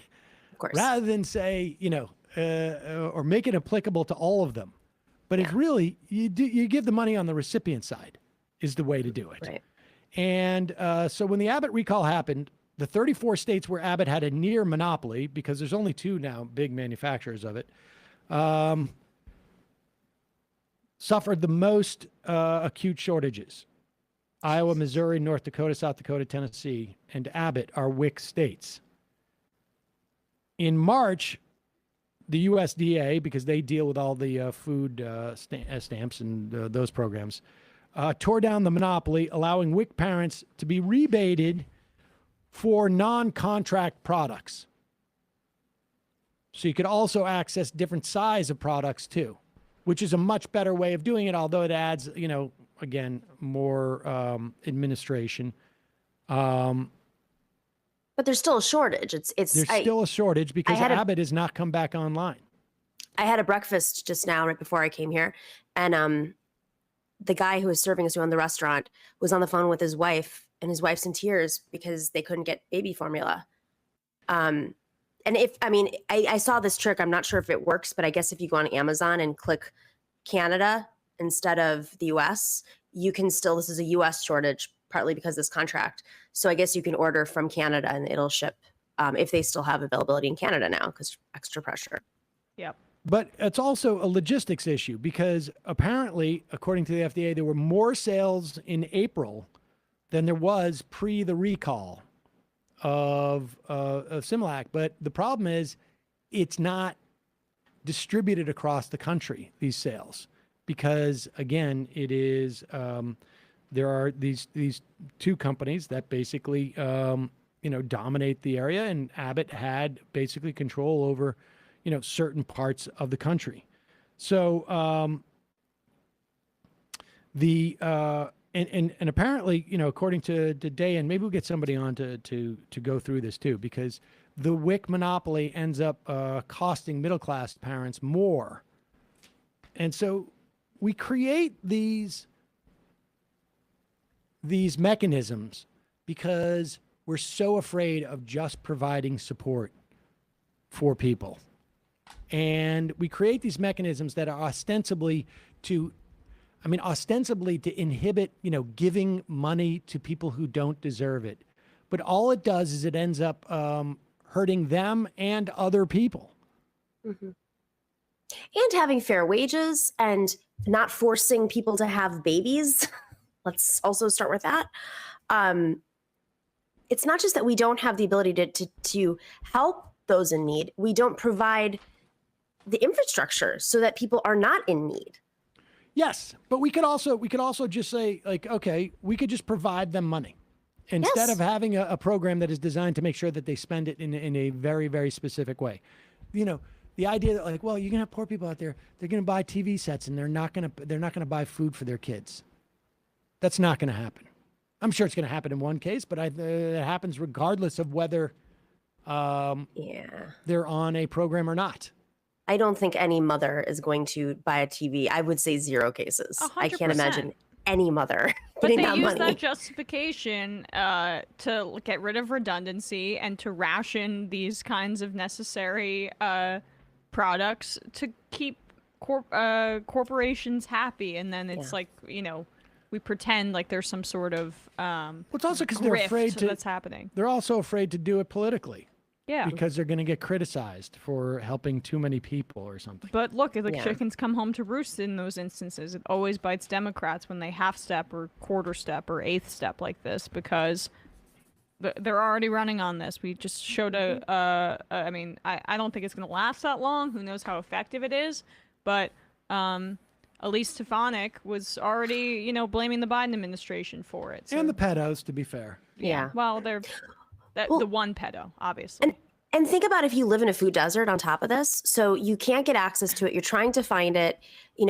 Buffalo, to tie it back to the Buffalo shooting, that Tops market was the only market within miles, and the community had a lobby Tops to get that market. So it was vital for that community. But that's how many places across America are there mothers who can't access.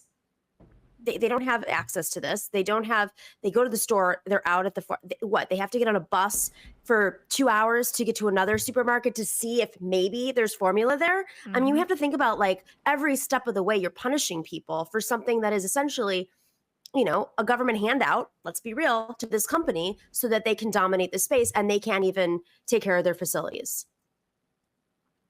All right. Well, let's move into what's happening in New York, because this is not just, we should say, this is not just a New York issue by a mile. There, at one point, maybe a month or two ago, we were talking about how the redistricting that has taken place has actually left the Democrats in as bad a good a situation as they've been in probably 10 years, because New York State and a couple other places redistricted in such a way that it offset the advantage the Republicans had gotten for themselves.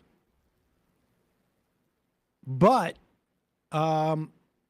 because of the poor job that the New York Democratic Party did with the referendums that took place, I don't know, about last year, I guess, the New York system for redistricting was ended up being just sort of having to be some type of independent commission or independent body. And the Democrats tried to redistrict, and it got overturned by a state court, and also federal court decided not to intervene. So that's where we are. There's new maps What is the new maps looking like now? But hang on a second. I want to correct one point here. It wasn't entirely independent. I mean, you had state senators who were on that commission. It was bipartisan essentially. Okay. And this is not a bipartisan state. So I'm going to use this moment to say this was a right-wing attack. Hakeem Jeffries was right. This is a state that is overwhelmingly Democrat. Sure, there are pockets of the state where Republicans exist, but it is not 1998. Yes, we used to have a Republican governor. Yes, we have a Republican light mayor, but that's because of low turnout in a multi-way race.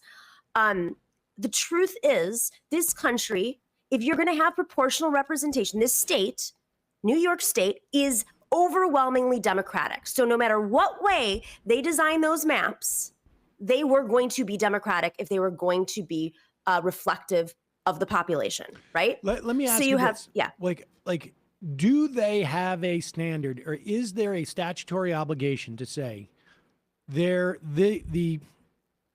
party registration is 60% Democratic, 40% Republican? That's how it needs to be reflected. 70% like that. Is there any type of statutory obligation to come where, is that how they deem it's fair? I don't know how they deem it's fair. I think fundamentally the argument that was being made, and now they're doing with the assembly, upstate, the only way they could get this through is through courts that are in conservative areas. You have conservative judges ruling on this. And now you have the assembly maps also in question. So the argument they're making is that this was overly partisan, if I'm going to minimize it. I mean, you should probably bring on a legal scholar who can talk through the statutes. But they pushed through the courts. So now our primary date, so flashback a second. The IDC is ousted. The Democratic Senate is now truly Democratic. They issue a bunch of reforms. They consolidate electoral reforms. They consolidate primaries, because we used to have 2 different primaries in New York State for federal, Congress and Senate, and for state. So state down to local. So those were in June. So they consolidated them. They were all supposed to be in June, at the end of June. Now, because these maps have gone through so many, we've seen 3 different sets of maps now. And they're not finalized yet still. It'll be on Friday. Now the election for state races, if it's assembly and governor, because they haven't been challenged, that's at the end of June, the primaries. But for everything else, it's at the end of August. They have let's talk about these maps. This is insane. They have pit ranking members of the Democratic Party against each other. You have Carolyn Maloney and what's his name? Nadler. Thank you. Jerry Nadler against each other. Those are 2 ranking members who sit on major committees in Congress. Do you remember that Berman-Sherman race that was the most expensive race in history at that point 10 years ago? No. It's going to be very similar to that. That was in California. So what Hakeem Jeffries is saying essentially is that this was, one man, 2 men, arguably, had more power that are not even from New York State in rewriting these maps than the entire legislature did. And they're pitting Black and brown communities against each other. This is about resources also, the way that these lines were drawn, at least at the congressional level. In the Senate, they're minimizing power of ranking members who were on that commission, by the way. They split, Senator Janaris, my senator, they split his district into 3 pieces, who was on the initial redistricting commission. So this is punitive. This is warfare. And the reason why I think this is important to talk about, it's not just that it's New York and that the New York congressional districts could affect Congress. It's that if this is happening in a Democratic state, if the right wing is going after the legislatures in New York, the right wing is not ignoring 1 inch of this country. Not 1 inch of this country. We didn't think this was possible here, especially when you have a majority Democratic Senate. Right. And assembly. And it doesn't seem like there's really anything that can be done about it. So you mentioned Gianaris's district, or am I mispronouncing his last name? I'm sorry. It's the Greek way. So can you say it so I don't butcher it? Gianaris is fine. Gianaris, okay. So what He's does that gonna portend for his Elvina. district, right? I mean, that's yours. He's one of the best. It's not mine now. Yeah. Well, Democrat. Yeah. Does that screw him over? I think he's probably safe, but Okay. it's I mean, I was looking at the maps very late last night, as every other wonk in New York was doing. And, you have, there's a lot of, the congressional maps in particular are pretty astounding. They're protecting Staten Island and making it more Republican, even though arguably it is a majority Democratic state, but they're basing it off of presidential results, not there's a lot of factors here. I think like this is, if you have a redistricting expert come on and talk about what the actual formula is, it would be really interesting to work through this process. But, again, this is not supposed to happen in New York.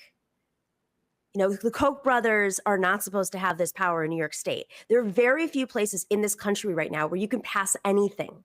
And New York is possibly one, if not the only, one or two, if not the only state where we can codify things that are being attacked at every single level, and we can protect the rest of the country. But if we can't do that, now, is this going to impact the majority? No. We're still going to have a Democratic Senate. We're still going to have a Democratic Assembly.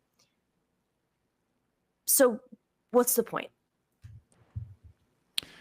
Well, it's going to be interesting because I was reading just before the show as these maps come out that you've got Maloney squeezing out Mondaire Jones, or maybe Sean Patrick Maloney, I mean. Yeah, Sean Patrick Maloney, sorry.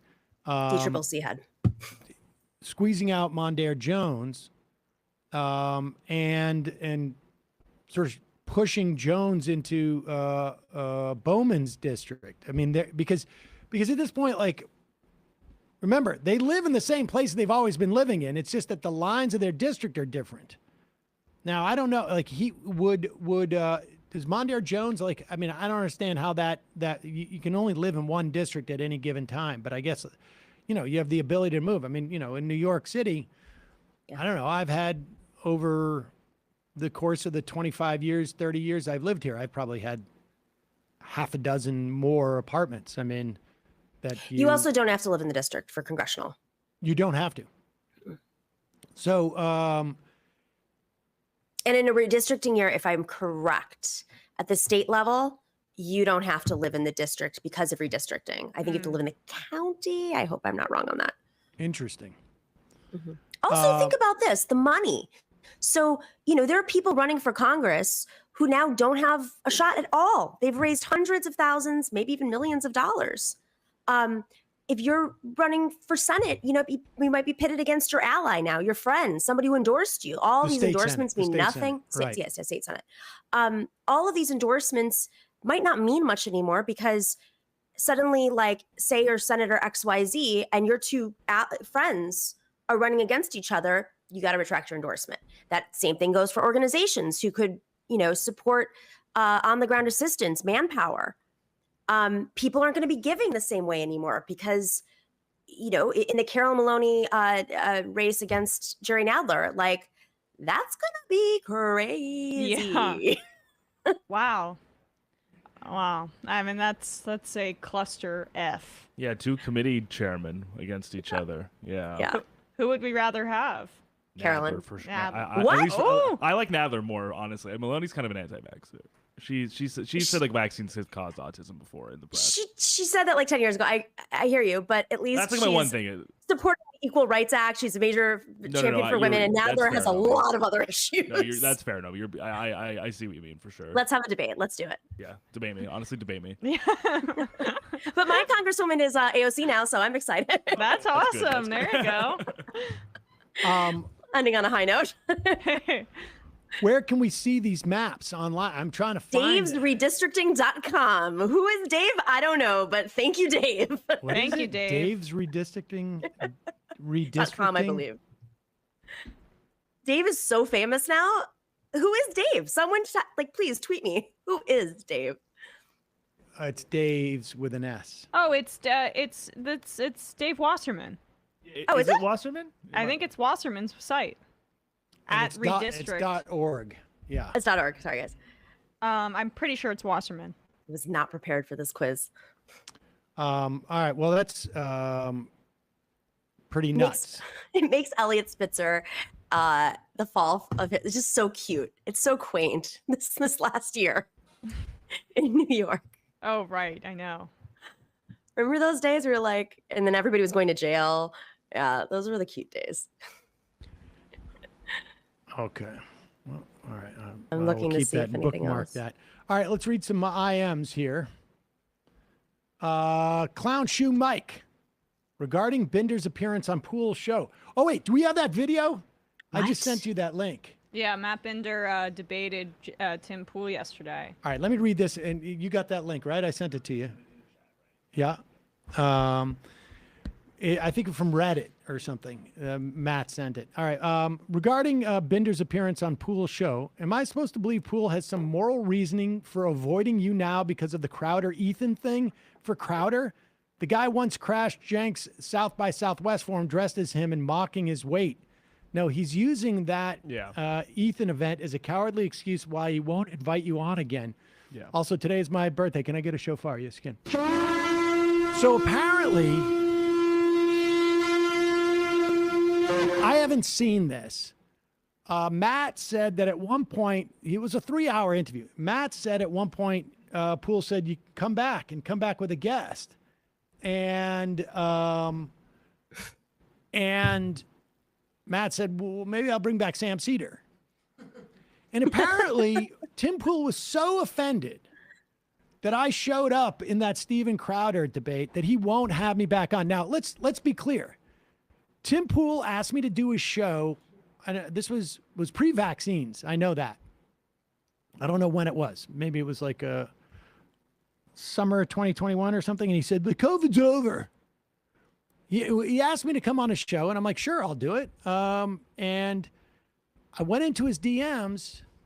This was like a few months before the Crowder thing. Okay, but it was also pre-vaccine. And I went into his DMs, and he said, my producer will work out the details. We'll put you up and this and that. I said, wait, put me up? Why can't we just do this Zoom? Because at the time, I'm not only doing this show on a daily basis, I'm doing the Peacock show, the second Peacock show. So I'm literally doing 2 shows a day. And you have kids. And I have kids, and I don't trust that dude's COVID protocols because they don't even take it seriously. And I'm unvaccinated, and I'm, at that time, a 54-year-old man. So pass. And I said, but I will do Zoom. He's like, it's called, the name of the show is called In Person or something like that. I don't know what it was, or Real Life or something. I can't remember.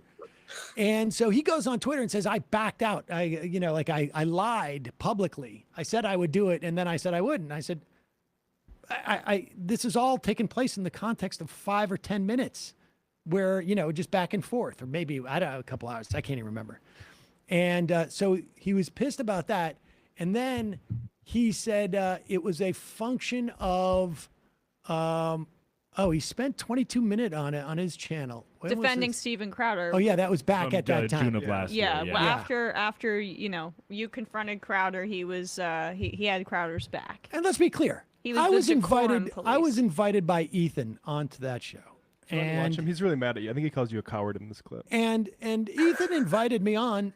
Well, Ethan has every right to do that. That's between him and Crowder.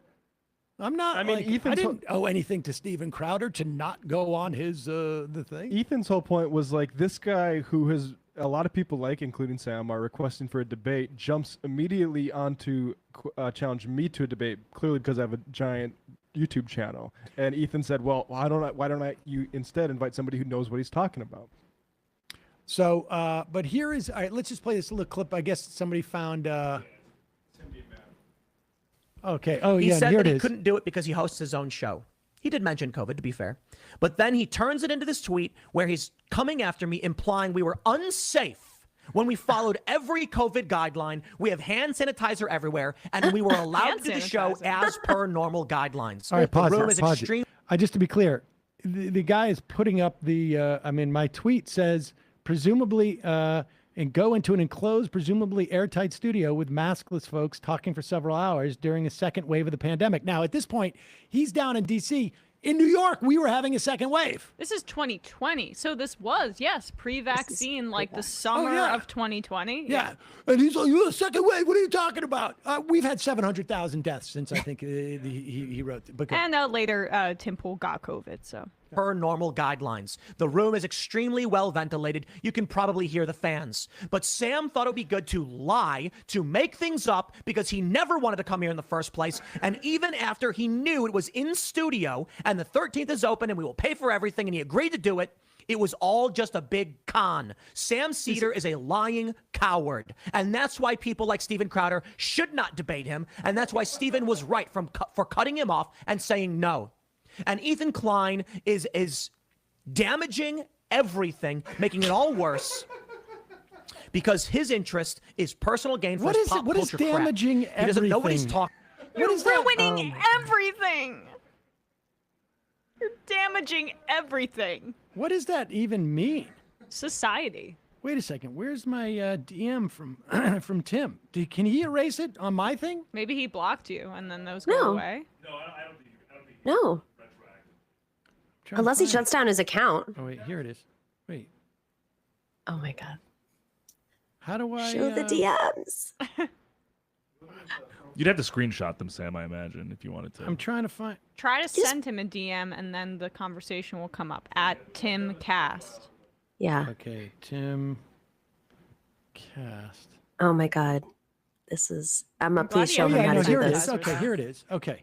So yeah, let's just do this. Let's see. Where is it? Can you put it on screen? Where does this start? Okay. I don't think so because we'd Oh, have we to had a log long- into I guess we had a Monitor. long Yeah, just put it on the argument about camera like this. Oh yeah. We had a really long. Go to a one shot of Sam really quick. October 20th. Okay. So I write in. So what's the details? I can have Lydia arrange everything for you. The show is, and apparently in that original tweet, the public tweet, he said live in studio. And I guess it didn't register to me like, wait, I'm in studio? Yeah. Like, I mean, yeah. We're live in studio here. Doesn't mean Nomi's here. Yeah. Nobody's not here. So he says, I said, so what's the details? He goes, I can have Lydia arrange everything for you. Show is 8 p.m. live in studio, DC area. We can fly you out, get you a motel. We hang out for 2 hours and talk about current events. I can do a group chat to connect you if you want, just to send me your email. And I wrote down immediately, I can't fly down to DC. I do a daily 3-hour show. You don't do any remotes? We set up the show back in January for in-person only, which I got to be honest, I don't follow his content. I mean, you'd literally done you'd been on him. I'd actually done an interview with him where I had done it via Zoom or whatever it was. We don't have a way to connect everyone to a Skype call or display it. We've rejected some centrist and right-wing people for the same thing, so I take no issue. If it can't be done, we can try to find a time when you're free to travel, but I get it. It's one of those challenges of getting guests. You and Hassan have been your own content, so it's probably harder for you, but I appreciate the enthusiasm. What? And I wrote, COVID hasn't affected you bringing people into the studio? No one. We actually stopped guests for a while over it. Rogan never did. Then we started up in the past or a month or so again. And I wrote, Trump never did either. This was after I think he caught it. I guess you just roll the dice and hope you don't pull a 7. And I wrote, maybe if I have a day off, which of course, I never had a day off where I wasn't doing one of those shows. And then, okay, he must have gone on public and said that I lied. Yeah. Because then I wrote, I don't know why you've suddenly, this is October 13th, so I don't know if it's a couple of days ago. I said, I don't know why you suddenly took offense to the above reply. Care to elaborate? And he goes, you agreed to an in-studio interview for publicity. You lied. And I wrote, I had absolutely no idea. In fact, you know what? We should print all this out and do a separate thing on this. Because now that I see this and realize, like, that motherfucker lied himself. Tim Pool's a big old liar. You lying coward, Tim. Because, I just read the entirety. Everything. Tim Pool is a liar. I read the entirety of that thing right there. I didn't explicitly say I'm not coming in there for COVID, but I expressed some COVID issues. Oh my God. But I also said, like, I don't have the time to come down to DC, and he was perfectly fine with it. And then something happened where he went online and decided that I lied about it. And then I'm like, I don't know why.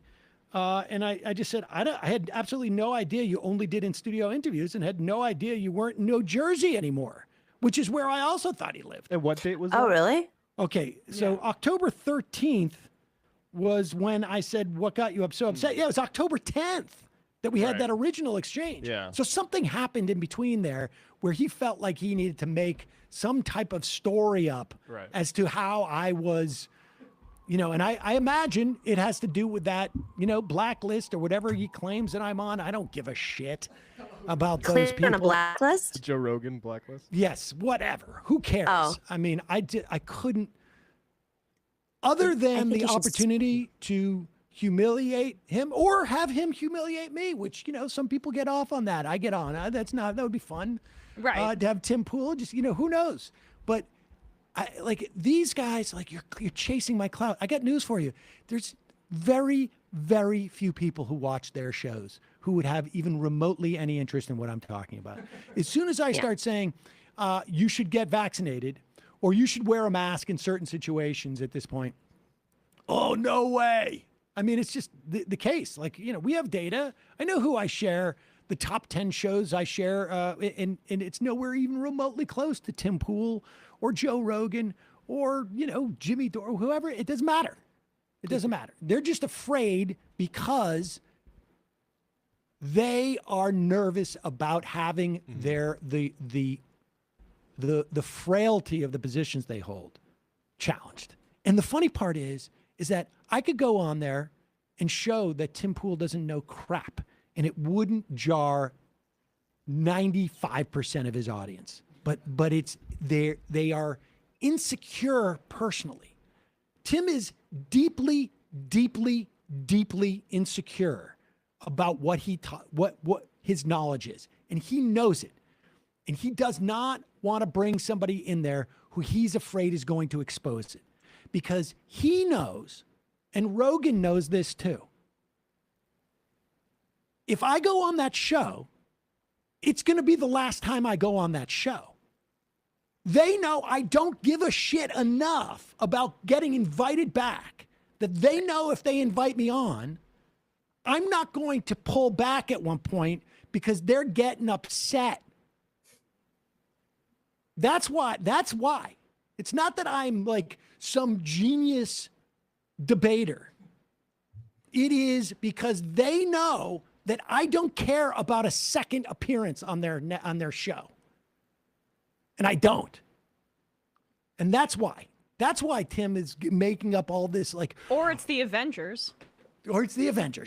I mean, Tim's apparently in this clip, it's like some moral thing that I jumped on, the Ethan had me on. It's like a moral affront to him. The guy's got weapons on his thing there. I don't know what that's supposed to be. Oh my God. Pirates or something. It's easy access. Holy crap. He might get triggered. All right, let's play this. This is from Matt Binder's appearance. You should all go watch it. Maybe if Binder puts it up, you should watch it.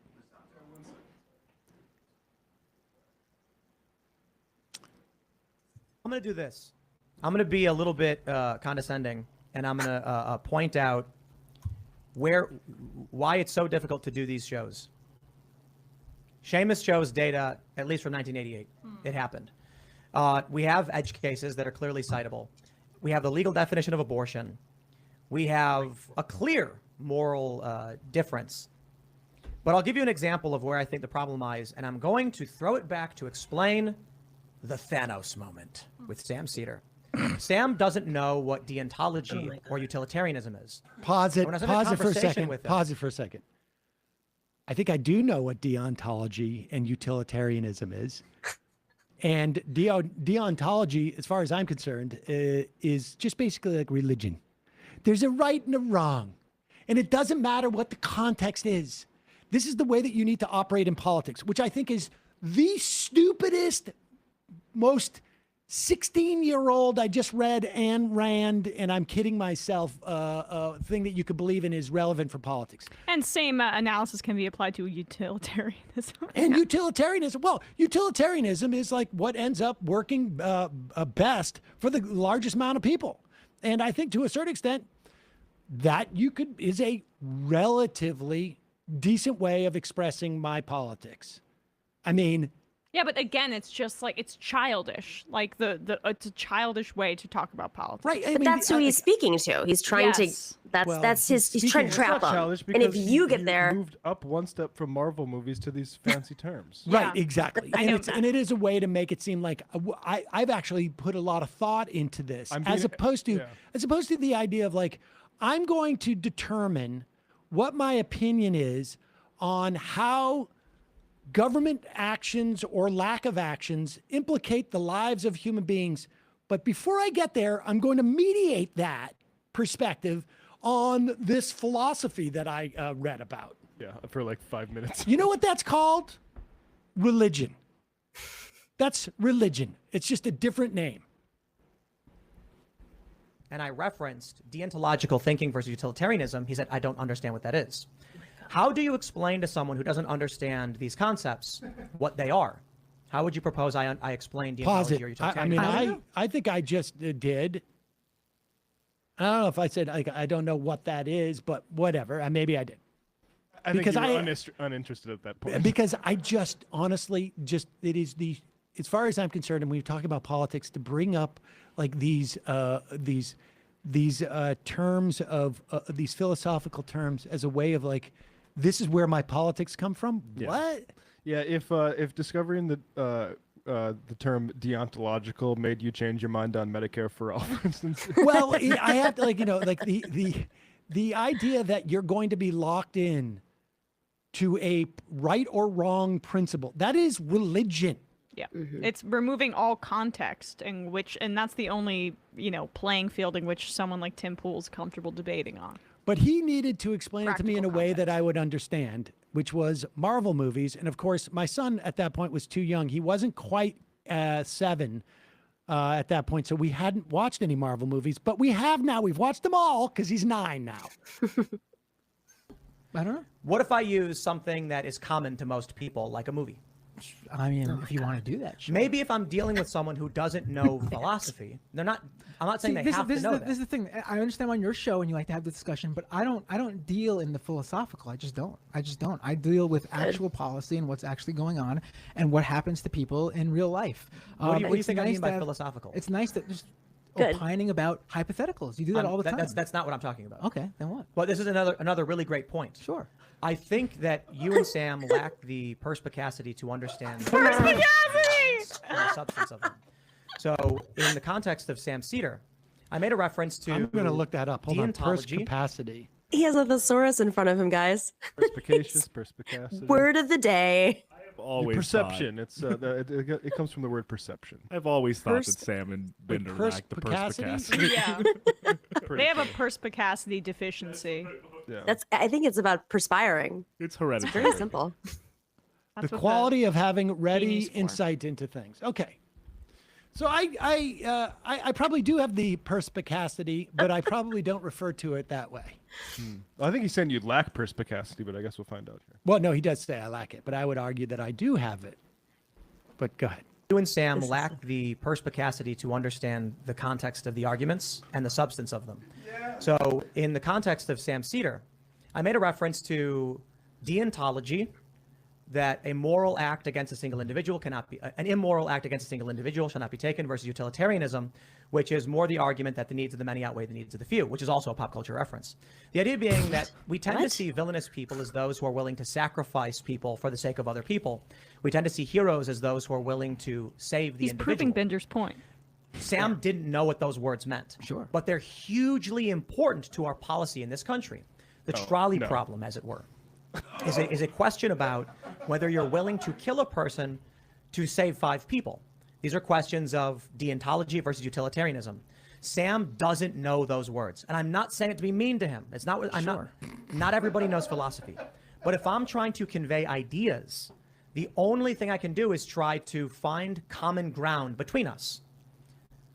Big movie just came out, Avengers. So if you don't understand deontology or utilitarianism, which is the academic approach, I can try the pop culture approach. Me, I love pop culture references. Instead of I know you do. Yeah. Instead of actually addressing the Pause it substance for one of the second. issue. The Thanos thing happened like 4 years ago? It's a long and this has time been ago. haunting him. And this is what I was saying at the beginning of this, was that this is so much about the insecurity that he feels. It is not at all about how he can communicate to me. Because I got news for you. I don't even think his Thanos example is even right in the context of, I don't think he has the perspicacity to understand that his Thanos example does not describe a deontological versus utilitarian perspective on this at all. And even if it did, it is not applicable to our politics because we make those decisions every day in our politics. Every day. Should we have the speed limit at 30 miles an hour? Because if we did, we would save more lives. Like, we do these things all the time. Mm-hmm. You do this in medicine. You do this in vaccines. You do it in every medical procedure you take. You do it in the insurance companies do it. Medicare does it. I mean, we could just go on and on and on. Food stamps, like, like buildings. Yeah. Like we do. Like, we make these trade-offs all the time. Yep.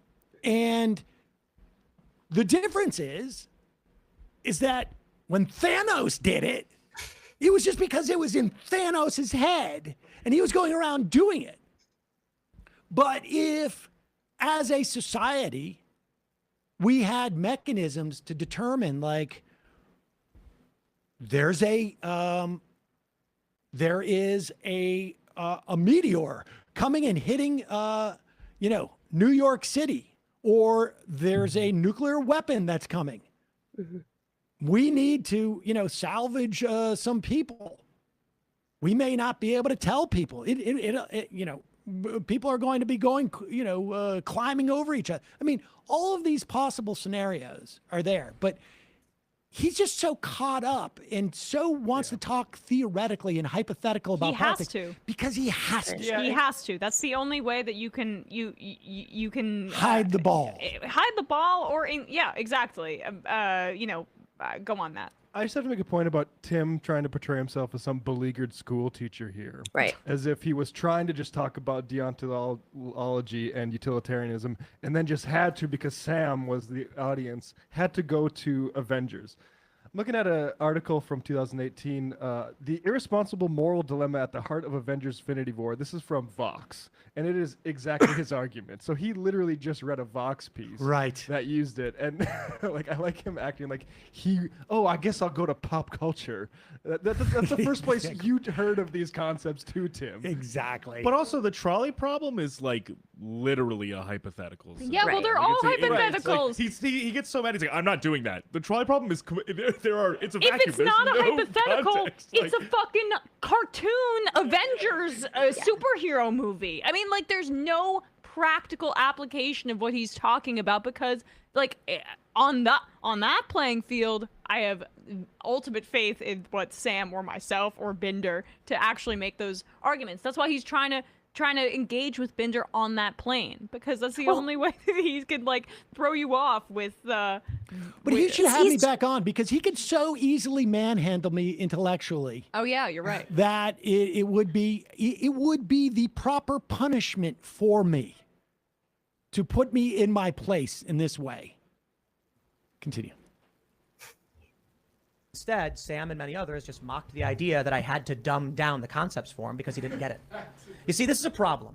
If I approach in good faith Sam with a question about philosophy that he cannot understand. Now, wait a second. Pause it. Also, you know what? We should go deep into this too, because he did a 20-minute recap of that someone just sent me. He did a 20-minute recap of that interview and was like, Sam told me things that I didn't know, and I told Sam things that he didn't know. Yeah, here it is. Somebody had just sent this to me today, actually, and I had never seen it before. His first reaction? His first reaction here, and here it is. That's interesting always how Tim gets his story straight. Yeah, it's really funny. This has developed over time because he's so insecure, like a child. And he's talking insecure boys too. You're about to watch a discussion. Yeah, put it up. Yeah, put it up. This is just the intro from the discussion. You're about to watch a discussion I had with political commentator, YouTuber, podcaster Sam Seder. I believe that we had a pretty good conversation. And I want to make a few points before it gets started because I just really, really can't stand the posturing and the bad faith attacks. I have tremendous respect for Sam for coming on and having a conversation with me. I think there are many things he brought up that I didn't know, and he made excellent points. I pushed back on my feelings and thoughts based on what I knew. I think there are some things I knew that he didn't. I made reference to certain things. So neither of us are perfect. But I know that whenever you do these kind of things, invariably there's going to be people saying like, aha, did you see Sam dunk on Tim? Or did you see Tim dunk on Sam? No. Both of us view the world in a different way based on the news we consume and the articles we've read. And there may be things I don't fully understand. And I think that's fair. And I genuinely tried to have a real conversation with Sam to kind of break down what our feelings are. It may be possible that Sam says some things that are incorrect, and I wasn't able to fact check it. It's also entirely possible I've said some things that are incorrect, and Sam wasn't able to fact check it. In fact, right in the beginning, he does bring up a point about the aggregate polls for impeachment, and I have tremendous respect for his position, why he believes it. And I want to stress this simply because the conversation we had is very important. It's not about me trying to prove him wrong and win a debate. It's about us trying, at least for me, it's about me trying to have a conversation with somebody where I know we have some disagreements. That's about it. I think in the end, I've done conversations with David Pakman, and now I have a conversation with Sam Seder, and I think there are some things I didn't know before, and they helped me understand. David made some excellent points when I had a conversation with him. I think in the end, we'll continue to disagree. We'll go back to viewing the news we view, and in the end, we'll both have. So there's this thing, and we can go to my wrap up of that, which does not exist because I forgot about it moments after I was done. All right, but let's see where he's going after this. So I try to find common ground, and he mocks me for it. What is my incentive to even try? What does that have to do with? It sounds like an issue you should take up with Sam.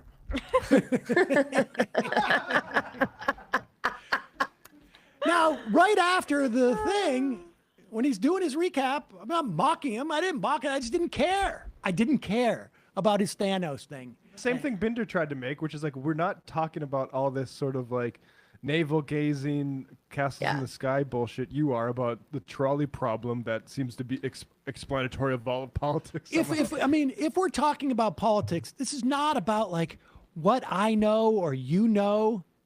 It is about like, let's talk about this concretely. Let's talk about what's right for society, the right way to structure our society, and like using actual examples that we're dealing with today, as opposed in this to, moment. Yeah, well, he's catering to like insecure boys who like it's like going to college and you're 101 class and you're suddenly your eyes open up, but he's doing it in real time as an adult. Talking to you, it's ridiculous. Well, here's the thing. It reeks of insecurity.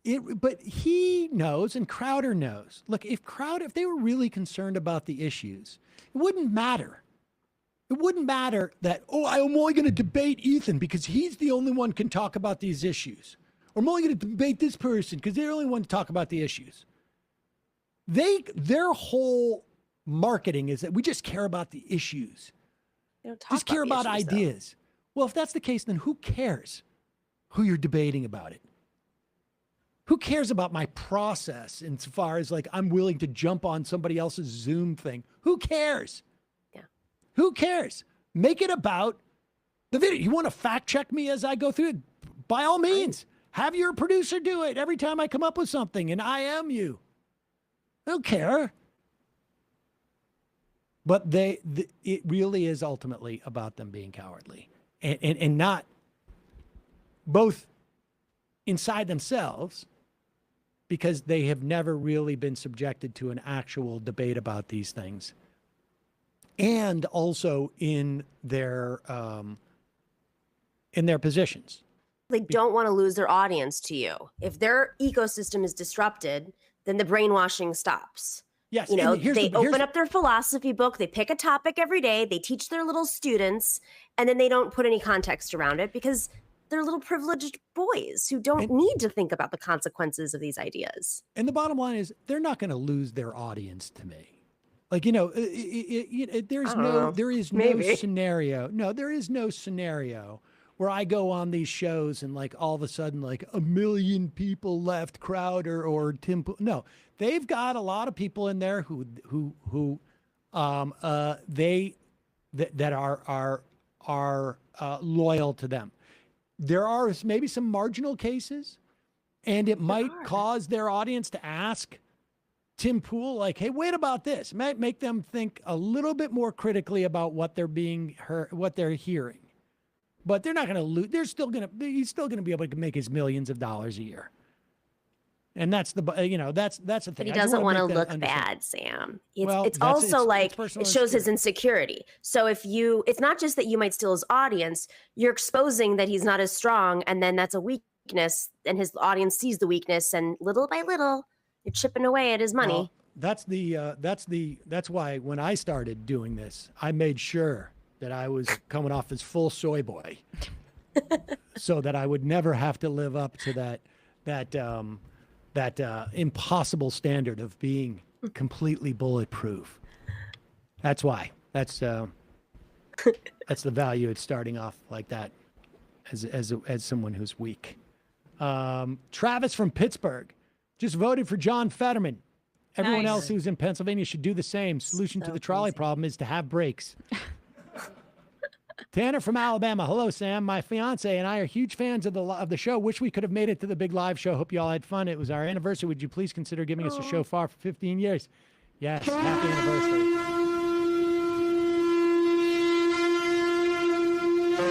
Bernadotte tells us Happy Norwegian Constitution Day. Oh. Yes. Wow, a lot of celebrations today. Colin from Nebraska. Sam, it's my birthday. I'm almost 30.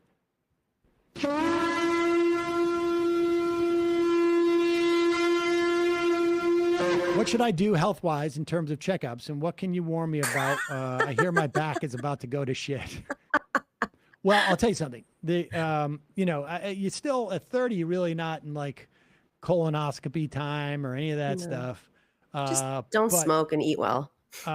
Any thoughts, Matt? Yeah, I was just going to say what you guys were saying. I will say this. Like during COVID, I had real problems with my knee. And I started doing I went to physical therapy, and they gave me a regime of leg exercises. And I realized this is what I should be doing for the rest of my life, because when you get up to my age, you're probably 10, 15 years away from both back and hip problems. 20 years maybe. And if I keep doing this is, that's going to keep me moving. That's why I do some yoga. Stretch. Yoga's good.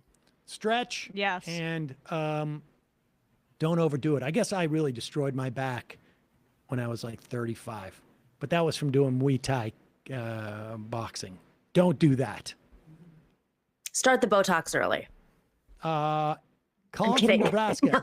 Emma, you'd need a blender, but ice, oat milk, green vanilla yogurt, banana, peanut butter powder, and honey. It's from the 4x8 from Juice Stop. You can add protein powder. So okay. I tried oat milk for the first time this weekend, and it's not bad. You tried It's what? really good in Oat milk. coffee. Oatmeal? Oat milk. Oat milk. Oh, yeah, it's not bad. It's not bad. That's probably the best one, too, from the environmental standpoint, I think. Tojo's bald head. Seems like the whole NATO thing is just bluster. You need a unanimous consent, which they will not get. See Turkey. Yeah, I don't know what happened with Turkey. Turkey originally was open to it, and now they seem to be problematic. It's going to get worse when the military switches to the newer, higher-powered rifle, which will become the new status symbol for white conservatives. You're going to have horror scenes looking like Normandy or Okinawa. Jesus. Can someone tell Nomi that Pokemon is for adults? I'm sorry, guys. Didn't know. Floor Lefty, girlfriend and I flew up from St. Pete, Florida for the show. We're experiencing a bad housing crisis down here and worried for people. Do you think the White House latest statement on housing is promising? I didn't see it, to be honest with you. Fancy statement. I'll look into that. It was such a beautiful Manassi. It was such a beautiful experience being able to come to the live show this past weekend. I'm so thankful you guys for cultivating this incredible community. Shout out to the Discord and the Twitch frogs that I was able to meet and spend time with this weekend. You guys are incredible. Show was incredible. Thanks so much again. Can we just get a shofar for the whole damn experience? Yeah, it was really, it was so fun and just so great to see everybody. It really was. Daredevil, who we also met there. Oh, nice. Hello. Sam, I went to the big live show. Well, I know that. We met Daredevil. My BFF and I did a meet and greet with you. Yes, I remember. You were all down to earth, approachable, and nice. Boston was wicked awesome. But you three were the highlight of our trip. Unfortunately, I have some criticism. The live music was awesome, but it was self-indulgent. Just Majority Report theme covers. Why not promote something useful, an actual cause, like selling crypto or NFTs, through the use of parody and mild copyright theft? The guests were all top-notch. Franken, sure, Extinction Rebellion, but the hosts, to borrow a sports ball term, they were second stringers. Sam, you're fine and all, but if I have to listen to an old Jewish man talk politics, I prefer Bernie Sanders. Have you ever made a meme just for wearing mittens? I think not. Emma, sure, she has empathy, passion, and wit, but how many BMWs does she own? She's my second favorite former TYT employee, right after Jimmy Dore and David Rubin, who tied first place. Then take Matt. Sure, he manages to both be suave and nerdy in an impossible-to-obtain blend of cool, as I have coined Dakota Dapper, but he is only the second best left-reckoning host. I sincerely doubt his barbecuing skills. Then the debate. You let that conservative dominate you. I mean, you never disproved his initial assertion that you were a fembot soy boy groomer. I may have added the last part. He was seriously packing some heat there at the end. Lastly, nobody puts Bradley in a corner. Left his best. Nobody. DC Google pundit. Ted Leo and Combat Zone. It wasn't the Combat Zone. It's Ted Leo and Combat Zone. Were frickin' awesome. Great show at the Wilbur, says DC Google pundit. I kind of wish Al Franken had stuck around so I could get a picture with him and the beautiful pure copper Lincoln medallion I bought from him back when he was on SNL in the 70s. Oh, wow. He had to catch a flight, so. Yeah. Peachy Keen saw David Cross at the live show of The Dollop over the weekend. He told a story about a bit he did at your birthday party at a Benihana when he sang the happy birthday song on repeat. Audience got a kick out of that. Don't remember that. That's funny because Dave Anthony of The Dollop, I used to be friends with, and he got mad when I criticized Jimmy Dore and blocked me and never spoken to me since. Wait. What's that? The Dave Handy? He blocked you? Dave Anthony. Oh, Anthony. Yeah. Because I had some, okay, that happened to me too with the Will other the name. MR app notify us when you're live for the election? It should, right? Yep. Talia from Tampa, hey, my crew, my friends and I were chatting about the awesome stuff in the finalized Chilean draft constitution, and my God, it's a wish list. Codified abortion rights, nature rights, Senate abolition, indigenous reparations, and more. The only thing missing is nationalization of resource extraction. We should get somebody on about that. We're trying to get one of those Reuters reporters that someone wrote in about that they're covering in Chile. All right, see if we can maybe get somebody else. I don't know about Reuters. Well, maybe they might be interesting. I don't know. Karaburasar, I heard Biden gave a well-received speech at the International Brotherhood of Electrical Workers in Union Conference in Chicago last week. My wife's coworker was there. I hope someone can call in and report on what he said. They're really, going hard on this union stuff. Godcat, didn't get to say thank you. Sorry, I got all shaky. Can I get a raspberry shofar from Matt? Scored an appointment from my Medi-Cal approval for MTF bottom surgery next week. Oh, congratulations. Very I exciting. believe the raspberry shofar is one of these. There you go. Beautiful. It's good to see Godcat there. Penelope in Connecticut. Sunday's live show was fantastic. I met so many people from all over the country. Thanks to the MR crew for all you do. Eddie Munster. Dear white people, we absolutely do intend to replace you as the minority majority. Be afraid. Be very afraid. Todd Gobel. Dear majority reporters, I'm confused. Nick Fuentes is not responding to my texts. We're not allowed to say the G word in Florida because that's a pedo. But now I'm hearing that getting any wet-ass P word is totally a G word, which also makes me pedo. I'm just a normal guy with a D word who enjoys a little P word. How can bros like me experience consensual sex intimacy with women without grooming children? Oh, my God. Tomolo Fink, happy Newsday Tuesday. Glad to hear the Boston show went well. Solidarity with all those impacted by the Buffalo terrorist attack. On the topic of gun control here in Britain, Margaret Thatcher's government banned most types of assault rifle after the 1987 mass shooting. Clearly a Democratic administration, preferable to a GOP one. But having a more conservative record on guns than a global conservative icon doesn't look great for party leadership. America.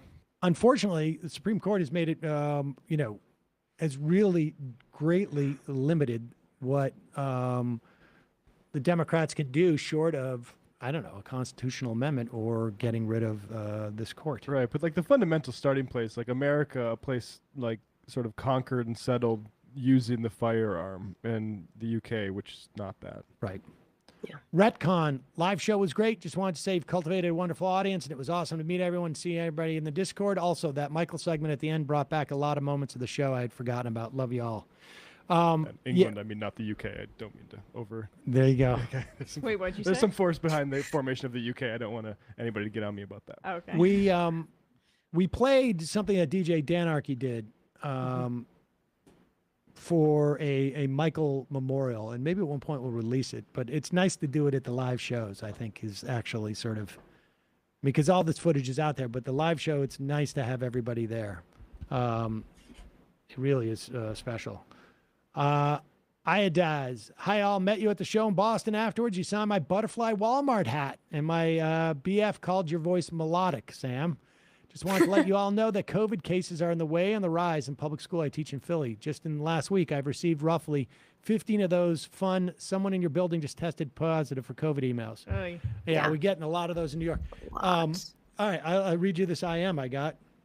Not IM. What do you call it? Tweet. Let's see. Not tweet. This is a story somebody sent me from Utah. My sister's a school teacher in Utah. She tested positive for COVID and her principal was annoyed.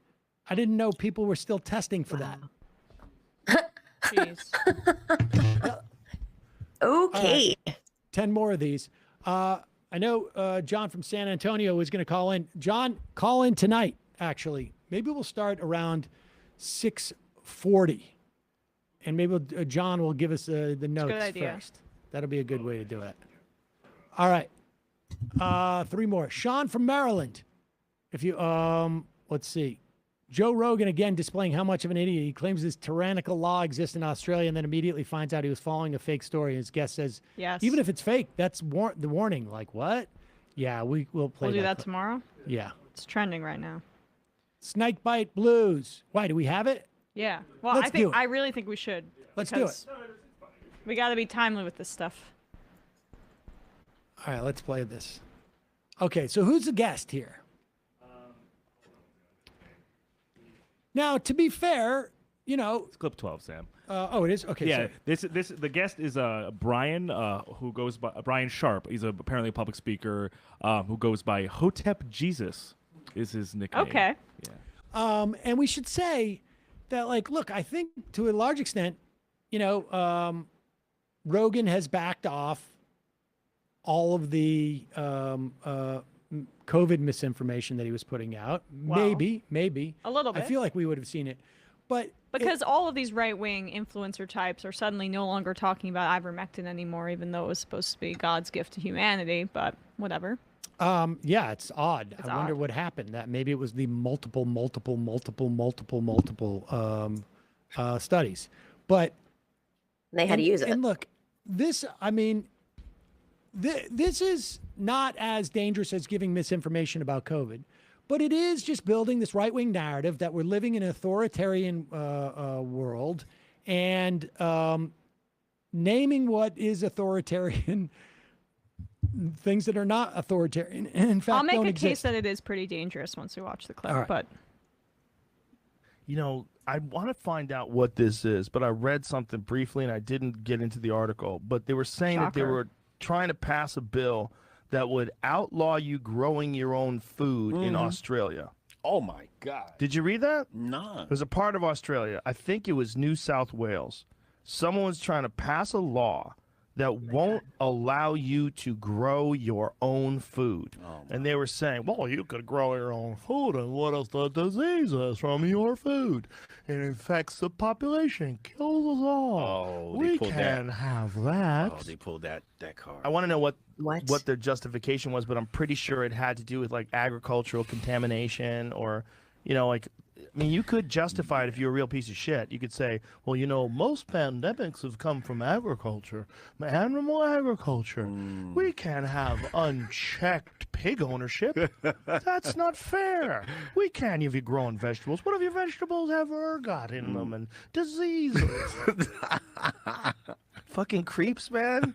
These fucking creeps, they got a good grip on people during the pandemic. They locked everybody down in Australia, and then you know what?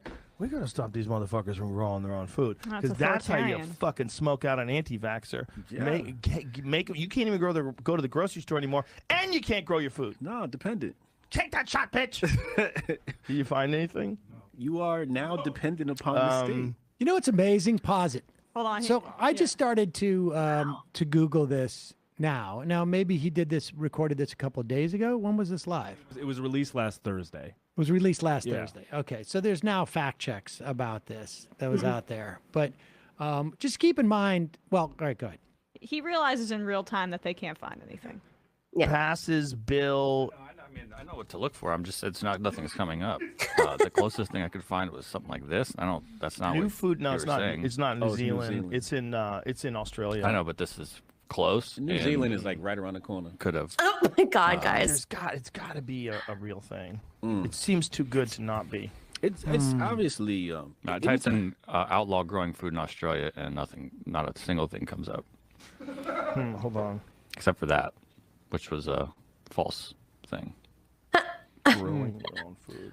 They want us. He's fired. Completely dependent. Hotep Jesus is now Googling. I got some more on Hotep I Jesus, can't find by it the either. way. Oh, Damn no. it. Damn it. Better not be fake. All right, that's key. It might be fake. Yeah. But man. even if it's fake, right? Like the fake is usually the warning. Huh? Okay, so let's Say pull up what? this thread from an NBC producer who looked into this, where he found this. Okay. Is it Babylon? Brandy Zadrozny. Zadrozny looked into this a little bit. She said, okay, I've got a minute. Why does Joe Rogan think Australia is trying to make growing your own food illegal? Let's investigate. He's not alone. Twitter search shows lots of folks claiming the same. A lot of the videos and tweets include a screenshot from something called Apex World News. So what is Apex World News? The account is a typical breaking news type of misinformation account, no ownership listed, spammy and unverified content. It does list a website, but which expired. To the way back, site looks junky, serves ads, and much of the content is authored by Grace Siwali. There's a person on Twitter with this name, not linking, but she shares a lot of Apex World News, blah, blah, blah.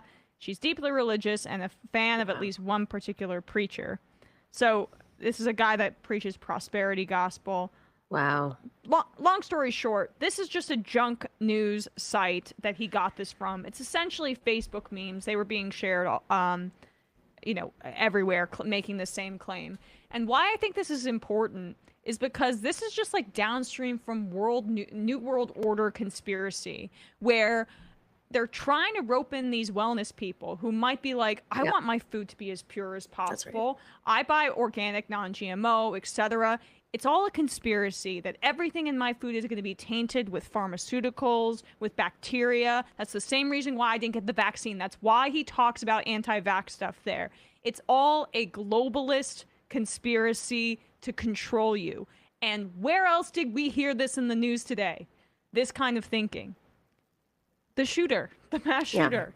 This is he's appealing to these same kinds of people. And I'm done giving him the benefit of the doubt, like, oh, maybe it's unknowing and he's always trafficked in conspiracy theories and this kind of stuff is lucrative. I understand that. But it works in tandem with what we saw with this mass shooter, and it's dangerous. Well, he's playing to people's vulnerabilities. I mean, there's a podcast called Conspirituality. I definitely recommend people check it out, where not only do they talk about this strategy and playing dumb, like, oh, I didn't know. I don't even know for sure if he saw this and didn't think it was news, or if he's actually trying to insert it into people's mindsets. And then it's like, oh, fact checking at the end. No one reads the fact checks, but they read the conspiracy. They read the inaccuracy. I genuinely think that the reason why he traffics in this is because he's one of those people. Yeah. Yeah. Like, yeah. I don't think he's doing this cynically. I still go back to, this is someone who is in over their head, who doesn't want to even put in 15 minutes worth of work to actually assess whether that's true or not. Like The difference is there's too much pressure on him, Sam. He's not just a guy in his basement that got really popular anymore. He is a guy who has a company that's being pressured, workers that are being threatening to quit because of his inaccuracies. He has pressure from folks all around him. At this point, this is intentional. You have editors, you have people in your room producing. This is not under the radar anymore. This is, I don't think it's not, I think there is no, it's a complete absence of intentionality. He does not think that he has the slightest bit of responsibility to actually like know what he's talking about anything. But And it's also he indicative of where he gets his information that he's just spouting off. Yeah, Fine. exactly. I think it's a the conversation. I'm not defending him at all. I'm just saying that I'm just making an analysis of where this is Look at coming where from. he's getting his information from. Like, this is bonkers, batshit stuff. Like, really scary, tip of the iceberg, rabbit hole conspiracy theory stuff about new world orders that is rife with anti-Semitism and all of the implications that come from that. I mean, he's trying to appeal to the. It's another piece of evidence of the congealing of the wellness parts of the wellness community, the anti-vax community, and like these conspiratorial online people that think that there's this large world order run by Jews, run by elites, etc., that are coming for you. And he's appealing to that on the mainstream. It is an intention, though. It's not an accident. Yes, you can mimic a style, but this is something that Steve Bannon has created a playbook for, and people are mimicking it. It is not something that is, they're mimicking it accidentally because they're part of that community. This is a man who puts intention into his show because he needs to make sure that he hits certain numbers, expands his community. He chooses to have Alex Jones on. He chooses to have, other conspiracy theorists on. That is not an accident. It's not about like, oh, we have a conspiracy theorist on and we have Bernie Sanders. Who is this guy that you saying that? Yeah, so I got some info on Brian Sharp, born in Brooklyn, New York. This is the guest. He went on to work marketer for 50 Cent's energy drink, and it was during his involvement in the hip-hop industry that he experienced a spiritual awakening. In 2019, he appeared on Joe Rogan's podcast to share his views on Black history. This is from Historical Wiki. On his interview with Joe Rogan, he claimed that African Americans were raised to have a, quote, fetus mentality of seeing white people as oppressors and having a, quote, slave mentality. And he believed that the way to uplift the community would be to educate them on pre-slavery Black history, such as Queen Angola and Songhai Emperor. He also said, before we were slaves, I'm trying to find the part where he denied, here it is. He was known for his fringe conspiracy theories, which he claimed came mostly from his own common sense, that the Atlantic slave trade was a myth and was financially unfeasible, that the vast majority of African Americans were original Native Americans. So this is just the type of black guy that Joe Rogan has on.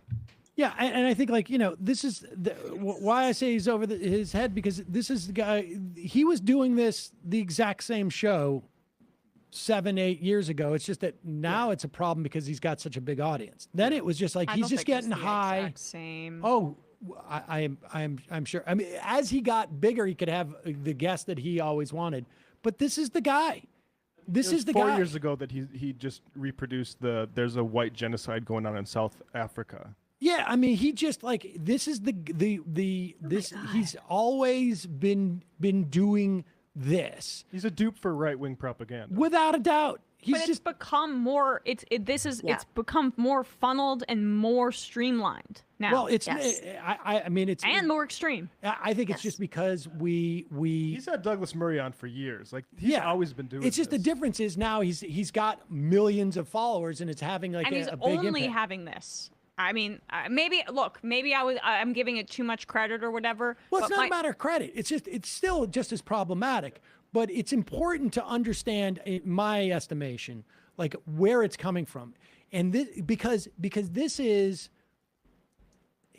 they can say at Spotify, like this is like we're at the point where it has to be Spotify is willing to have a show where 11 million, 12 million, however millions of people watch it, where they don't care whether this guy is putting out disinformation. It doesn't matter.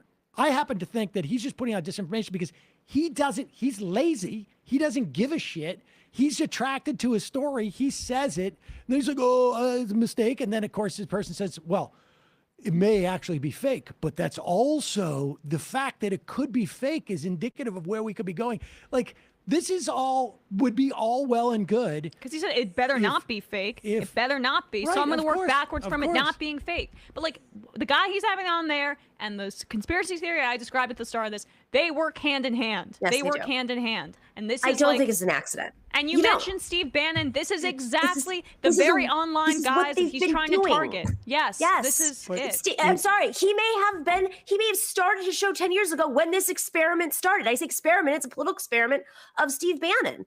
He is not, I'm telling you. I know the context in the exact situation in which he started the show. He got Tell high us. with his friends and he stumbled onto this stuff. And it is. But we talk about the algorithm all the time. No, He's I'm being not saying it's good. I'm just saying that to attribute it to Steve Bannon, it's not. Oh, no. I'm not saying Steve Bannon was like, oh, Steve Rogan or Joe Rogan, could you please start a show? It's that these ideologies, right? It's a playbook. You know, he had The Hill on, right? He had Rising on. That is, you know, over and over again. I watch Rising. I want to have them on. Their audience grows because of Joe Rogan. You know, it's what these little guys do with each other. They find, you know, a new guy shows up in his basement, starts doing a show, and then the medium-sized guy has them on, and then their audience grows. Well, I understand. Yes. I mean, we've talked about this. Like, of course, there's a circle jerk quality pipeline. to this. Yeah. But the bottom line is the thing that is different with Joe Rogan is that he is owned by a corporation.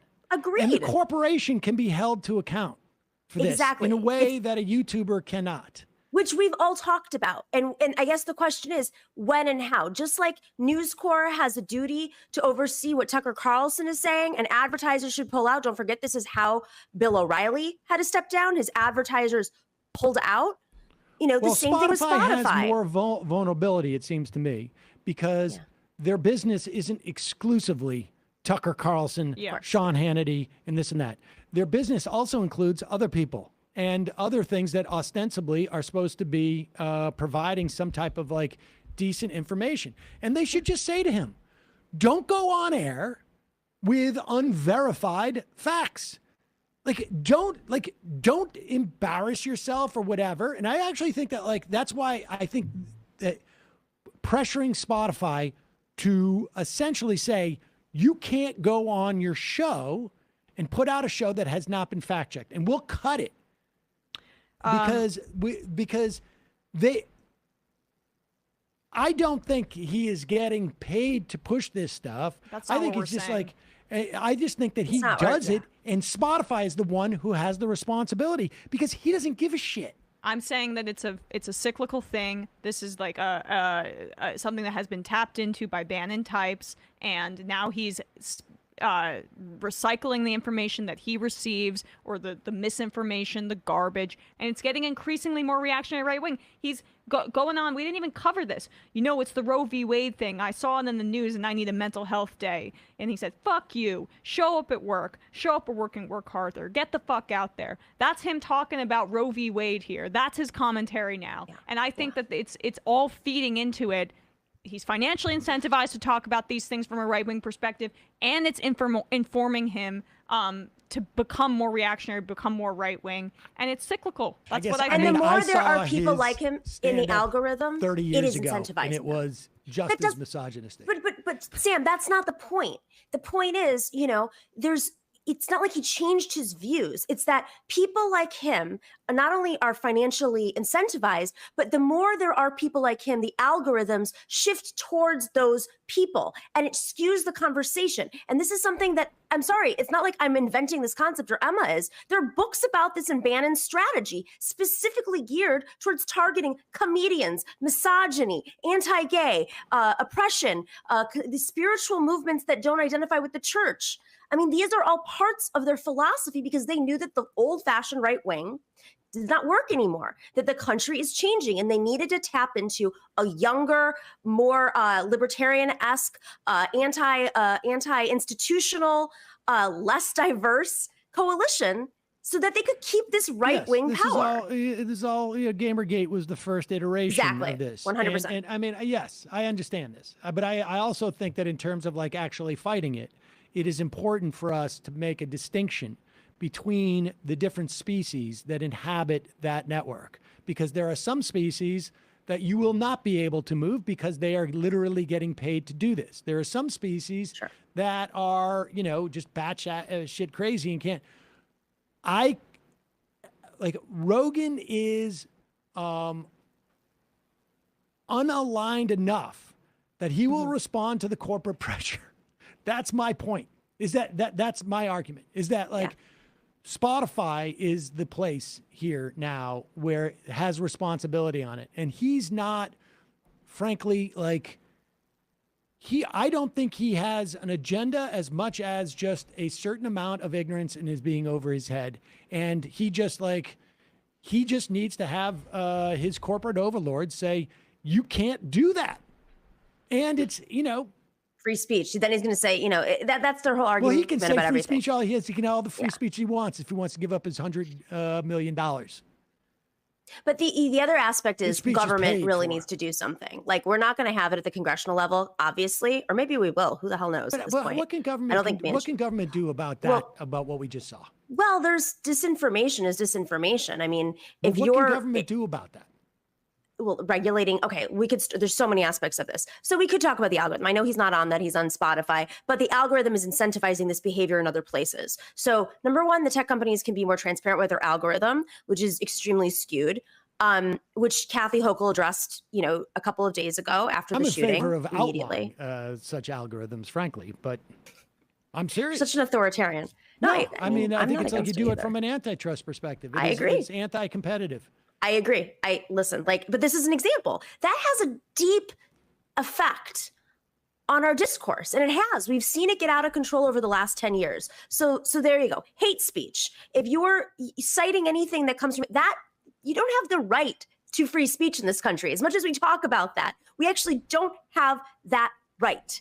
You can't, it's not an absolute argument. So if you're pushing up conspiracy theories and hate speech, and by the way, some of this stuff is being generated. Conspiracy theories are different. Two separate things. But if the conspiracy theories are being peddled and funded by foreign interests, that happens all the time. That happens all the time. I know. The point is, how do we regulate without affecting our personal freedoms? This is not a person in a corner doing this. This is major corporations, major money, oligarch money being filtered through NFTs and crypto to fund these new sites. I mean, there's so many aspects of this that, yes, you could one lever here, one lever there. I don't think it matters whether it's foreign money or not, frankly, in terms of like when you're talking about media projects. In terms of what our government can do, our government can outlaw, it seems to me, or can regulate algorithms.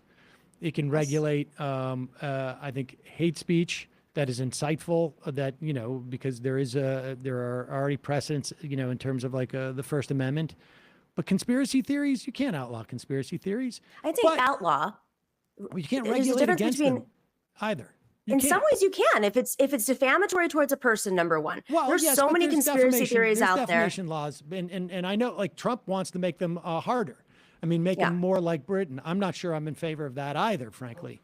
But those are yeah. But I mean, so we have laws about defamation and slander. We have those things. They already exist. We can make them more like the British, but I don't think that's helpful, frankly. The bottom line is, when you have someone who's getting paid the money that he's getting paid, it is you target them. You can't have the government going in and saying two things and focusing on like that moment that we just saw. There's no role Sam, for there's two things. One, you want the market to regulate this. I am saying that both things have to happen at once in different ways. It's not happening at the congressional level. Maybe New York State will do some sort of algorithm. I mean, there's some people who are actually proposing some tech oversight at this point. There are little things that you can do at a legislative level that have a deep impact on how the discourse is incentivized. It's not necessarily that just that conspiracy theories are pushed out. It's that they're being propped up. They're being incentivized over facts because of these algorithms. I guess I am very skeptical and nervous about government action that is supposed to change the discourse about things. That's because you don't have the perspicacity to understand. I mean, I am okay in eliminating profit for all sorts of speech. Yeah. I am okay with that. But when you start to try and tailor the kind of speech that you want through That's not regulation. what I'm saying. I was trying to put a Tim Pool like button on it, but Thank you. I know you tried. All right. Well, we've had this argument literally 9,000 times on this show. I don't think yeah. we're ever going to finish it. I'm sorry. Just, how about this? I have an idea. It was my fault. I just felt bad because I Sam. kept us late about the Rogan thing. So Why don't we switch Twitter accounts for a day? And you see what the fuck's going on my Twitter, and I see what the fuck's going on your Twitter, and you might have a different perspective just for day or Emma's. I mean, I might, but my, I just block everybody. So do I. I've lost like 15,000 followers because I just keep blocking. No, but I mean, I think there's a little bit of a. I just don't think. Well, all right. You're just not on it as much either. Seeing it. All right, folks. Matt, Bradley, Nomi's Emma, going on hiatus now. Nomi, great job today. See you, folks. Oh, at about 6:40 tonight. Bye. It might take all the strength I got to get to where I want, but I know somehow I'm gonna get there. I wasn't looking when I just got caught between the truth and the lie bar, but finding out won't make me feel any better. Yeah, I know the clock is ticking, but the meds are gonna kick in, and my pilot light's shining bright.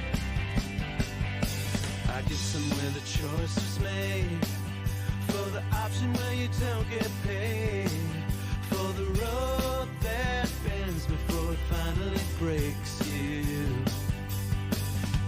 I guess I'm